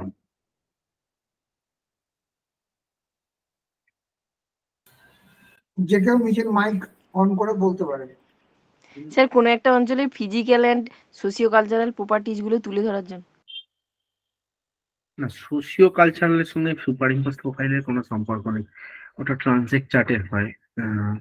সুপার ইম্পোজ প্রোফাইল এরকম ভাবার দরকার নেই যে স্যার বললেন যে আমারটা ভুল হয়েছে, ভুল আমারও সেদিন হতে পারতো, আমি সেটা জানতাম। যাই হোক, সুপার ইম্পোজ প্রোফাইল হচ্ছে একাধিক সিরিয়াল প্রোফাইলকে একই ফ্রেমে যখন কোয়েনসাইড করছি, সেটা সুপার ইম্পোজ প্রোফাইল। তো ড্র করছি ওটা ঠিক আছে, কিন্তু সুপার ইম্পোজ প্রোফাইলে দেখবেন যখন একই ফ্রেমের মধ্যে অনেকগুলো সিরিয়াল প্রোফাইল একটা জায়গায় গিয়ে জমে যাচ্ছে, একটা জায়গায় গিয়ে জুড়ে যাচ্ছে, আমি না বাংলা ভাষায় বলছি, একটা জায়গায় গিয়ে কোয়েনসাইড করছে, সেটা কি কি ইন্ডিকেট করছে, কি জানতে পারছি? মানে হচ্ছে সুপার ইম্পোজ প্রোফাইল থেকে ওখানে জানতে পারছি যে ল্যান্ডফর্মটার ওপরে আমি সুপার ইম্পোজ প্রোফাইলটা ড্র করছি, সেই ল্যান্ডফর্মটার erosional condition, not only the erosional condition, ল্যান্ডফর্মটা কতবার আপলিভমেন্ট হয়েছে, ল্যান্ডফর্মটা কতবার মানে বসে গেছে। যে আপলিভমেন্টটা যখনই হচ্ছে, তখনই তাহলে একটা জায়গায় সামিট লেভেলগুলো, অর্থাৎ যে টপ সামিট লেভেলগুলো একটা জায়গায় কোয়েনসাইড করছে। যতবার ওই কোয়েনসাইড করছে, তাহলে ল্যান্ডফর্মটা ততবার সাইকেল অফ ইরোশন দিয়ে পাস করছে। ডেভিসের কনসেপ্টে ফিরে যান, ডেভিস বলেছিল ল্যান্ডফর্মটা স্ট্যান্ড স্টিল থাকবে যতক্ষণ না আরেকটা মানে ইরোশনাল সাইকেলটা শেষ হচ্ছে। যদি দেখা যায় ল্যান্ডফর্মটা যদি ক্ষয়চক্র চলাকালীন যদি ল্যান্ডফর্মটা আবার উত্থান বা পতন ঘটে, তাহলে কিন্তু একটা নতুন ক্ষয়চক্রের সূচনা ঘটবে। ওই সুপার ইম্পোজ প্রোফাইলটা কিন্তু ক্ষয়চক্রের কতবার মাল্টিসাইক্লিক ল্যান্ডফর্ম, মোনোসাইক্লিক ল্যান্ডফর্ম বা পলিসাইক্লিক ল্যান্ডফর্ম, এইটা কিন্তু ইন্ডিকেট করছে। সেদিন তো আরো ধরুন মানে প্রিপারেশনে ছিলাম, একটা জায়গা ছিল হরবার্গের একটা ক্লাসিফিকেশন আছে এটা নিয়ে, সেটা একটুখানি দেখে নেবেন। সুপার ইম্পোজ প্রোফাইল নিয়ে সাবিন্দার সিং এর বইতে খুব সুন্দর লেখা আছে। আমি যদিও সাবিন্দার সিং এর বইয়ের থেকে আমি যিনার কাছে মানে ভূগোলের পাঠ নিয়েছি ছোটবেলা থেকে, নামটা আমি বলছি না অবশ্যই, কিন্তু উনি আমাকে এই জায়গাটা এতবার বলেছেন যে আমার সেই সময় একদম কোয়েনসাইড করে গেছে যে আমাকেই ওটা জিজ্ঞাসা করেছে। এটা ভীষণ একটা ভালো উত্তর দিয়েছিলাম তখন, কিন্তু উনি যিনি ম্যাডাম ছিলেন তিনি বাহ বলেছিলেন যে বাহ ভেরি গুড। তারপরে উনি আমাকে জিজ্ঞাসা করেছিলেন যে ব্যাডল্যান্ড কি। ব্যাডল্যান্ড নিয়ে যখন একটা পৃথিবীর একটা ব্যাডল্যান্ডের উদাহরণ দিন তো, পৃথিবীতে আমাকে জিজ্ঞাসা করা হয়েছিল, তখন পোল্ডার ভূমি বলেছিলাম যে একটা ব্যাডল্যান্ড যেটা ইউজ হতো না, এখন রিক্লাম করার পরে ইউজ হয়। তা ভারতে একটা ব্যাডল্যান্ডের উদাহরণ বলুন তো, তা ভারতের ব্যাডল্যান্ড কিভাবে ফর্ম করেছে বলুন তো। আচ্ছা, তাহলে ভারতটা ব্যাডল্যান্ড হলো, রিল গালি র্যাভাইন বলছেন, তাহলে আপনার মত বলুন যে ব্যাডল্যান্ডটাকে কি করে ম্যানেজ করব। তা 5 মিনিট 10 মিনিট চলে যাচ্ছে, আমি ভাবছি এবার ছেড়ে দাও ছেড়ে দাও, কিন্তু মানে ছাড়েনি, মানে মানে কি যে মানে ওদের ভালো লেগেছিল জানি না, বা যাই হোক ওনারা আমাকে খাতা পেনটা বারবার এগিয়ে দিয়ে বলেছিলেন যে আপনি এটা দেখান। আরেকটা জায়গায় খুব মনে পড়ছে যে ডেভিসের সঙ্গে পেঙ্কের, মানে পেঙ্কের যে সম্পর্কটা ল্যান্ডফর্মে, পার্থক্য তো সবাই বলে, আপনি সম্পর্কটা একটু করে দেখান। সেই সব উত্তরগুলো মানে সেদিন মানে মোটামুটি হয়েছিল। তা ক্লাইমেটোলজি থেকে একটা জিওস্ট্রপিক উইন্ড কি, জেট স্ট্রিমকে কেন জিওস্ট্রপিক উইন্ড বলা হচ্ছে, তাহলে জেট স্ট্রিমটা সঙ্গে মনসুনের একটা রিলেশন সবাই করে, আপনি বলুন তো জেট স্ট্রিমটা কিভাবে ওয়ার্ল্ড ক্লাইমেটকে এফেক্ট করছে। হ্যাঁ, এই ধরনের মানে পুরো বিষয় নিয়ে, সমস্ত কিছু নিয়ে আমাকে প্রশ্ন করা হয়েছিল। বোধ হয় ইকোনমিক জিওগ্রাফি নিয়ে সেইভাবে কোনো কোশ্চেন আমার কাছে কিন্তু আসেনি। আমি চাইছিলাম ইকোনমিক জিওগ্রাফিটা থেকে ডেটা, এটা হয়তো সেই সময় নাও বলতে পারতাম, হয়তো খুব টেনশনে থাকে সবাই, কিন্তু কোনো প্রশ্ন আসেনি। বাকি কিন্তু এক্সেলেন্ট কোশ্চেন এসেছিল, আর মোটামুটি অ্যান্সার দেওয়ার চেষ্টা করেছিলাম। প্র্যাকটিক্যাল থেকে অনেক প্রশ্ন এসেছিল। ডাম্পি লেভেল কি, কি কাজে লাগে, লেভেলিং কি, এরকম নয় যে যে সিলেবাসে তো ছিল না, রিটেনের সিলেবাসে, তাহলে কেন ডাম্পি লেভেল জিজ্ঞাসা করছে, এটা তো আর আপনি বলতে পারবেন না তখন। ভালোই ছিল, ভীষণ ভালো একটা অভিজ্ঞতা। আপনারা যে যে ডাক পাবেন, পরে যদি কোনোদিন যোগাযোগের সুযোগ হয়, অমিত স্যারকেও বলবেন যে স্যার বলেছিলেন, কিন্তু অসাধারণ একটা অভিজ্ঞতার মধ্যে দিয়ে যাবেন আপনি, আই হোপ সো। আর আরেকটা জিনিস, আপনি দূরে কোথাও চাকরি করতে যাবেন কিনা, জিওগ্রাফির ছেলের দূরে কোথাও গিয়ে কি অ্যাডভান্টেজ পাবেন, মানে একদম ঘরোয়া একটা আলোচনা। ভূগোল নিয়ে পড়াশোনা করেছেন, একটা দূরে পাঠিয়ে দেওয়া হলো আপনাকে, আপনি কি অ্যাডভান্টেজ পাবেন বলুন তো? ধরুন নর্থ বেঙ্গলে পাঠানো হলো, আপনি কি অ্যাডভান্টেজ পাবেন? আপনার কি কোনো অ্যাডভান্টেজ আছে? হ্যাঁ স্যার, আমরা মাউন্টেন এরিয়াটা ভালো করে অবজার্ভ করতে পারবো। অবজার্ভ করতে পারবো, এরা এই কোশ্চেনটা কিন্তু ওইভাবে নয়। মানে আপনি যে দূরে যদি পাঠানো হয়, আপনি জায়গাটার সঙ্গে অ্যাকাস্টামড করবেন কিভাবে? অবজারভেশনের জন্য তো আমরা ঘুরতেও যেতে পারি, তাই না? 10 বছর চাকরি করতে তো আর কেউ ঘুরতে যাবে না। আপনি ফেসিলিটিটা কি, একজন আমি অন্যান্য সাবজেক্টকে করতে চাইছি না, ধরুন একজন অন্য সাবজেক্টের ছেলের থেকে আপনার ফেসিলিটিটা কি, এইরকম একটা কোশ্চেন আমাকে করা হয়েছিল জেনারেল দিক থেকে। আর পাশাপাশি প্রথমেতে এমনি ইন্ট্রোডাকশনে বাবা কি করেন, তুমি কেন শিক্ষকতায় আসতে চাইছো, 5 মিনিট এরকম। তারপর 25 মিনিট সাবজেক্ট, আর 5 মিনিট ওই দূরে কেন যেতে চাই, মানে দূরে গেলে দেবে কিনা রান্নার এটা। জন্য প্রেসার কুকার, মাউন্টেন এরিয়া, তারপরে যাই হোক, যে যার মতো করে উত্তরটা দিতে হবে। ইন্টারভিউতে তো সমস্ত কিছু একদম ছকে বাঁধা উত্তর হবে না। যদি কোনোদিন সুযোগ হয়, তাহলে ইন্টারভিউ নিয়েও একটা আলোচনা করা যেতে পারে। ইন্টারভিউটা ওভারঅল সাবজেক্টের উপরই ছিল, কোনো বাইরের নলেজ না, শুধু এটা জিজ্ঞাসা করেছিল যে দূরে দিতে গেলে তুমি যাবে কিনা। আমি হ্যাঁ বলেছিলাম, তাতে বলেছিল তোমার কি সুবিধা আছে, সুবিধা অসুবিধা জানতে চেয়েছিল, আর কিছু না, আর কিছু না। হ্যালো, আচ্ছা এবার শেষের দিকে যাব। স্যার, আপনি কি উত্তর দিয়েছিলেন সেটা যদি আমাদের সাথে শেয়ার করেন তাহলে খুব ভালো হয়। আচ্ছা, দূরে যেতে পারি, অবশ্যই দূরে যেতে পারি। প্রথম কথা তো আমি উত্তর দিয়েছিলাম, ভালো হয় বলতে অবশ্যই আমি বলছি, যেহেতু কোশ্চেনটা করেছি উত্তরটাও বলি। আমি বলেছিলাম যে অবশ্যই দূরে যেতে পারি। আর জিওগ্রাফির ছাত্র হিসাবে পশ্চিমবঙ্গের মধ্যে যে যেহেতু সার্ভিস, এবং যেখানেই দেওয়া হোক, প্রত্যেকটা জায়গার যে micro climatic features, micro topographic features, সেখানকার আমরা যেমন ফিজিক্যাল গুলো জানি, সেখানকার গ্রাউন্ড ওয়াটার কন্ডিশন আমরা জানি, এর পাশাপাশি যে সোশিও ইকোনমিক যে কন্ডিশন গুলো প্রত্যেকটা মাইক্রো লেভেলে আমাদের মতো করে হয়তো ভালো অন্যান্য কেউ জানবে না। এবং দীর্ঘদিন একটা সার্ভে করার, দীর্ঘদিন একটা এই ধরনের socio economic field study with the relation of physical aspects করার একটা অভিজ্ঞতা রয়েছে। আমি একটা জায়গায় যুক্তও ছিলাম, একটা ছোটখাটো বিষয় একটা যুক্ত ছিলাম এই ধরনের কাজে। তা যুক্ত আছি, ফলে ইন্টেরিয়ার কি আমার কাছে সেটা ম্যাটার করে না। আমি অ্যাকাস্টাম করতে পারি any kind of climatic situation and physical situation, and I also know about the socioeconomic features and micro socioeconomic features in all parts of the West Bengal. That's why I am very মানে familiar with that condition. মানে অনেক সময় আমাদের গিয়ে থাকতে হয় না ওই জায়গাগুলোতে, ফলে আমরা অনেকটাই বেশি জানি, গ্রাউন্ড ওয়াটারটা জানি, সমস্ত কিছু জানি, এই ধরনের একটা উত্তর দিয়েছিলাম, এই উত্তরটাই দিয়েছিলাম। স্যার একটা কোশ্চেন ছিল লাস্ট স্যার। হ্যাঁ স্যার, বর্তমানে কিছু পরীক্ষাগুলো দেখে মানে দিয়ে দেখা যাচ্ছে মানে প্রত্যেকটা পরীক্ষায় কম বেশি থাকে দেখি সিকোয়েন্স সাজাতে বলে, মানে ধরুন কম থেকে বেশি বা বেশি থেকে কম প্রায় পরীক্ষায় থাকে এটা স্যার। এবারে এই ধরনের কোশ্চেন গুলো মানে কোন কোন পার্ট থেকে করলে আসতে পারে, মানে বেশিরভাগ ক্ষেত্রে মনে রাখা খুব টাফ, তারপরেও চেষ্টা করি, কিন্তু সমস্যা হচ্ছে আইডিয়াটা ঠিকভাবে আমি মানে এ করতে পারি না, গ্যাদার করতে পারি না। একটু যদি সিকোয়েন্স গুলো কিভাবে করবে যদি বলেন, অনেক ক্ষেত্রে সিকোয়েন্স দিয়েই থাকে, মানে একটা দুটো কোশ্চেন থাকি থাকে। ডিটেলসেই চলে যাচ্ছে একদম জিনিসটা। ধরুন একটা স্লোপের সিকোয়েন্স করতে দিল, সেটাও দিতে পারে।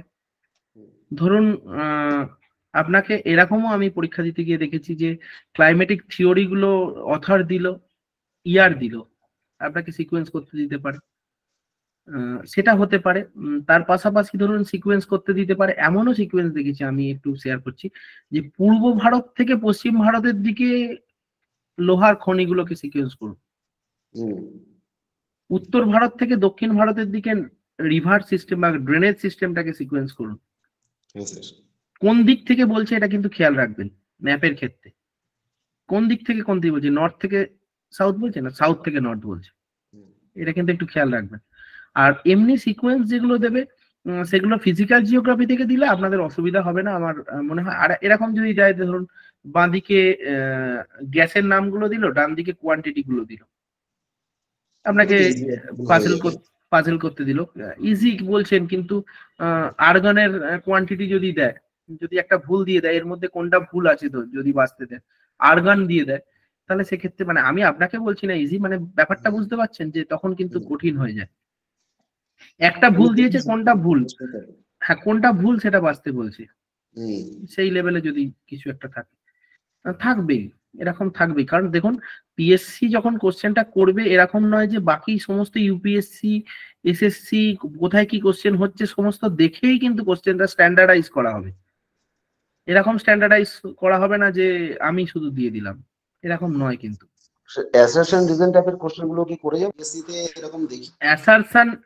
অ্যাসারশন রিজনিং এর কোশ্চেন আমার সময় ছিল না, মানে আমার সময় পিএসসি তে আসেনি, কিন্তু অ্যাসারশন রিজনিং দেখুন কনসেপ্টটা ক্লিয়ার থাকলে আপনি অ্যাসারশন রিজনিংটা যেটা আমি টিপস দেবো, আমি যেটা টিপস দেবো এক্ষেত্রে একটু ভালো করে পড়তে, নট আছে কোথায় মানে পজিটিভ সেন্টেন্সের লেখা নেগেটিভ সেন্টেন্সের লেখা, আমারই অনেক সময় ভুল হয়েছে যে নেগেটিভ সেন্টেন্সের লেখা আছে বুঝতে পারিনি, হ্যাঁ বুঝতে পারিনি, তখন ভুল হয়ে গেছে।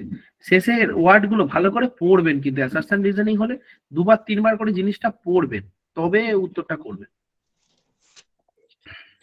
স্যার আমার একটা কোশ্চেন ছিল, বলছি আমাদের ওয়েস্ট বেঙ্গল তো সেভাবে কোনো সিলেবাসে নেই উল্লেখ করা, কিন্তু অন্যান্য বিষয় রিলেটেড তো চলেই আসবে, সেইখানে আমরা কিভাবে একটু প্রিপারেশন নেবো এটা বলবেন।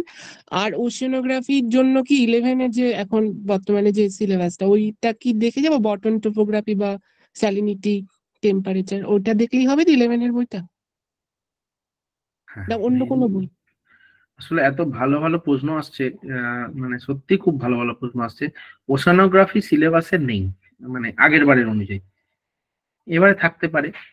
বটম টোপোগ্রাফি অবশ্যই 11-12 এর বইটাই দেখুন, 11 বইটা দেখুন। আর যদি একটু ডিটেলসে কেউ পড়তে চায় তাহলে শর্মা অ্যান্ড ভাটালের একটা বই আছে ওশানোগ্রাফি, শর্মা অ্যান্ড ভাটাল, এই বইটা একটু দেখতে পারেন, এই বইটা একটু দেখতে পারেন।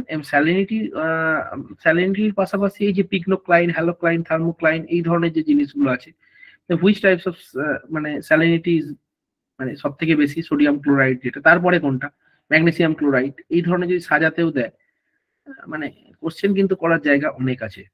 আর একটা কি বলেছিলেন ওশানোগ্রাফির আগে? ওয়েস্ট বেঙ্গল, ওয়েস্ট বেঙ্গল, হ্যাঁ আচ্ছা আচ্ছা, ওয়েস্ট বেঙ্গল থেকে ধরুন কোশ্চেনটা ব্রড ফিল্ডে, ধরুন ইন্ডিয়ান যে রিলিফ স্ট্রাকচার আছে সিলেবাসে আছে, ইন্ডিয়ান স্ট্রাকচার সিলেবাসে আছে, ফলে কিন্তু ওয়েস্ট বেঙ্গলটা চলেই আসছে। ইন্ডিয়ান টোপোগ্রাফি যখনই আপনি পড়তে যাবেন, তখন এই যে খাদার ভাঙ্গার থেকে বেড ধায়া খোস থেকে শুরু করে আপনি সমস্তটা ওইখানটার টোপোগ্রাফিটা পড়ছেন, রিলিফ স্ট্রাকচার পড়ছেন। আর ওয়েস্ট বেঙ্গল থেকে যখন ধরুন রাঢ় ব্যঙ্গটা একটুখানি ধরুন, পার্টল্যান্ড কি, এই ধরনের রাঢ়বঙ্গটা একটুখানি যদি একটু ভালো করে দেখলেন, কিছু তরাই ডুয়ার্স এর কনসেপ্টটা যদি এগুলো মানে খুব ইজি জিনিস, একটু মনে করলেই হবে, খুব একটা কঠিন কিছু নয়। থ্যাংক ইউ স্যার, ধন্যবাদ। Thank you. আচ্ছা Amit sir. Hello sir. Sir আচ্ছা ঠিক আছে ঠিক আছে, এটা লাস্ট কোশ্চেন নেই। হ্যাঁ ম্যাডাম স্যার বলুন। বলছি যে স্যার ওই উৎপাদক অঞ্চল যেগুলো আছে বিভিন্ন ধান, গম, জোয়ার, বাজরা এগুলোর ক্ষেত্রে মানে এতগুলো থাকে, তো ওই প্রথম কোনটা মানে রাজ্যগুলোর ক্ষেত্রে এগুলো স্যার ম্যাক্সিমাম টাইম মনে থাকে, কিন্তু এবার স্যার মাদ্রাসাতে যেমন এসেছিল দ্বিতীয় তৃতীয় আসছে, ঠিক ঠিক। হ্যাঁ, তো স্যার এগুলো কি প্রত্যেকটার কি মানে 5-6টা করে রাজ্য মানে প্রথম থেকে এরকম কি মনে রাখতে হবে? এগুলো স্যার খুব কঠিন হয়ে যাচ্ছে এত কিছু মানে মাথায় রাখতে। সত্যি আপনার জন্য নয়, এটা সবার জন্য কঠিন। কম্পিটিশনটা সবার মধ্যে হবে, কিন্তু এত কম্পিটিশনের মাত্রাটা বেড়ে গেছে, এটা বুঝতেই তো পারছেন যে একটা ভুল হওয়া মানেই অনেক জনের পিছনে চলে যাচ্ছে, এটা একটা ব্যাপার। তা আমি বলবো 5-6টা নয়, প্রথম দ্বিতীয় তৃতীয়টা পারলে মনে রাখুন, প্রথম দ্বিতীয়টা মনে রাখুন। খুব বোঝা নিয়ে 5-6টা করার দরকার নেই। মানে ধান, পাট, গম, আখ, তার পাশাপাশি একটু চা, কফি, তার সঙ্গে তামাকটা একটু দেখবেন। হ্যাঁ, মানে তামাকটা কেন বললাম, তামাকটা একবার প্রশ্নে এসেছিল আর কি, এরকম এই এক্সপিরিয়েন্স গুলো যখনই পেয়েছি তখনই আমি শেয়ার করছি। যেমন টিন উৎপাদন, মানে টিন কোথায় বেশি তৈরি হচ্ছে, এই থেকে শুরু করে একদম এইগুলো আসে। এবং প্রত্যেকটা জিনিসের খনিজের নামগুলো ভালো করে, তামার আকরিক, এই যে চ্যালকোপাইরাইট, চ্যালকোসাইট, এই যে জিনিসগুলো যদি একটু দেখা যায়। তামার ক্ষেত্রে ভারত থেকে প্রথম দ্বিতীয়, এগুলো প্রথম দ্বিতীয়টা একটু দেখুন। আর গবেষণাগারগুলো একটু ভালো করে দেখেছেন আসতে পারে। আর আরেকটা জিনিস এক্ষেত্রে টিপস দেওয়া যেতে পারে, একটু ম্যাপটা যদি, ভারতের ম্যাপ একটু যদি আউটলাইনটা একটুখানি কিনে যদি বিভিন্ন কালার ওয়াইজ সেট করে যদি একটুখানি যেখানে মানে পড়াশোনার ঘরের সামনে একটু যদি টাঙিয়ে দেন, উদ্ভিদ থেকে শুরু করে উৎপাদন, তাহলে প্রতিদিন চোখে পড়লে এটা একটুখানি কাজে দিতে পারে। বা আপনি বাঁদিক ডান দিক করে যে ছকগুলো ভাবছেন, সেগুলো একটুখানি স্টাডি রুমেতে একদম মানে এঁকে লিখে একদম সাঁটিয়ে দিন। প্রতিদিন ঘুম থেকে ওঠা থেকে শুতে যাওয়া পর্যন্ত ওগুলো দেখতে থাকুন। একদম। তো আজকে অনেকটা সময় আমরা স্যারের সঙ্গে কাটালাম, এবং আশা করছি আগামী দিনেও স্যারকে আমরা পাবো আমাদের সঙ্গে আমাদের ক্লাসে। তো থ্যাংক ইউ স্যার, আপনাকে অসংখ্য ধন্যবাদ এত সুন্দরভাবে পুরো জিনিসটা বলে দেওয়ার জন্য। আর আমি স্যারকে একটা ছোট্ট রিকোয়েস্ট করবো, আজকে অনেকগুলো বইয়ের কথা বললেন, যদি সম্ভব হয় একটু যদি একটু একটা লিস্ট করে দিতে পারেন, বুক লিস্ট, তাহলে স্যার খুব ভালো হয়। আমি ছাত্রছাত্রীদের সঙ্গে শেয়ার করে দেবো আমাদের গ্রুপে, ঠিক আছে? বেশ, আজকে এই পর্যন্তই। আরো একবার জানিয়ে রাখি সকলের উদ্দেশ্যে, আগামী বুধবার আমাদের 27 তারিখ থেকে কিন্তু পিএসসির নতুন ব্যাচ শুরু হচ্ছে। পিএসসির ব্যাচ নিলে এসএসসির সম্পূর্ণ গাইডেন্স আমরা বিনামূল্যে দিচ্ছি, এবং পুরো 6 মাসের এই কোর্সে আপনারা বাংলা এবং ইংরেজি, পিএসসির মেটেরিয়াল গুলো ইংরেজিতে, এসএলএসটির মেটেরিয়াল বাংলাতে পাবেন। এছাড়াও live class, recorded video class, question bank, practice set, 10,000 plus question, 5,000 plus ইংলিশের কোশ্চেন থাকছে আমাদের কোশ্চেন ব্যাংকে। তো সব মিলিয়ে একটা মানে কম্প্যাক্ট প্রস্তুতি যদি নিতে চান, আমাদের সঙ্গে যোগাযোগ করতে পারেন। সাথে আছি, পাশে আছি, আরো কোনো সেশনে এইভাবেই দেখা হবে আপনাদের সাথে। থ্যাংক ইউ প্রত্যেককে, শুভরাত্রি। Thank you. ইন্টারভিউর জন্য সাপোর্টটা আপনারা দিতে পারবেন? হ্যাঁ অবশ্যই, যদি যারা কোয়ালিফাই করবে বা যারা ক্র্যাক করবে বিএসএসসিআই, তাদের জন্য ইন্টারভিউ সাপোর্ট রাখবে, এটা প্রথম দিন থেকেই ঘোষণা করেছে স্যার। একদম, ইন্টারভিউ এর জন্য সাপোর্টটা দেওয়া যেতে পারে। এখানে পিএসসি তে ইন্টারভিউটা একটু বেশি ম্যাটার করে, খুব ইম্পর্টেন্ট রোল প্লে করছে। একদম একদম। থ্যাংক ইউ সবাইকে, থ্যাংক ইউ, গুড নাইট।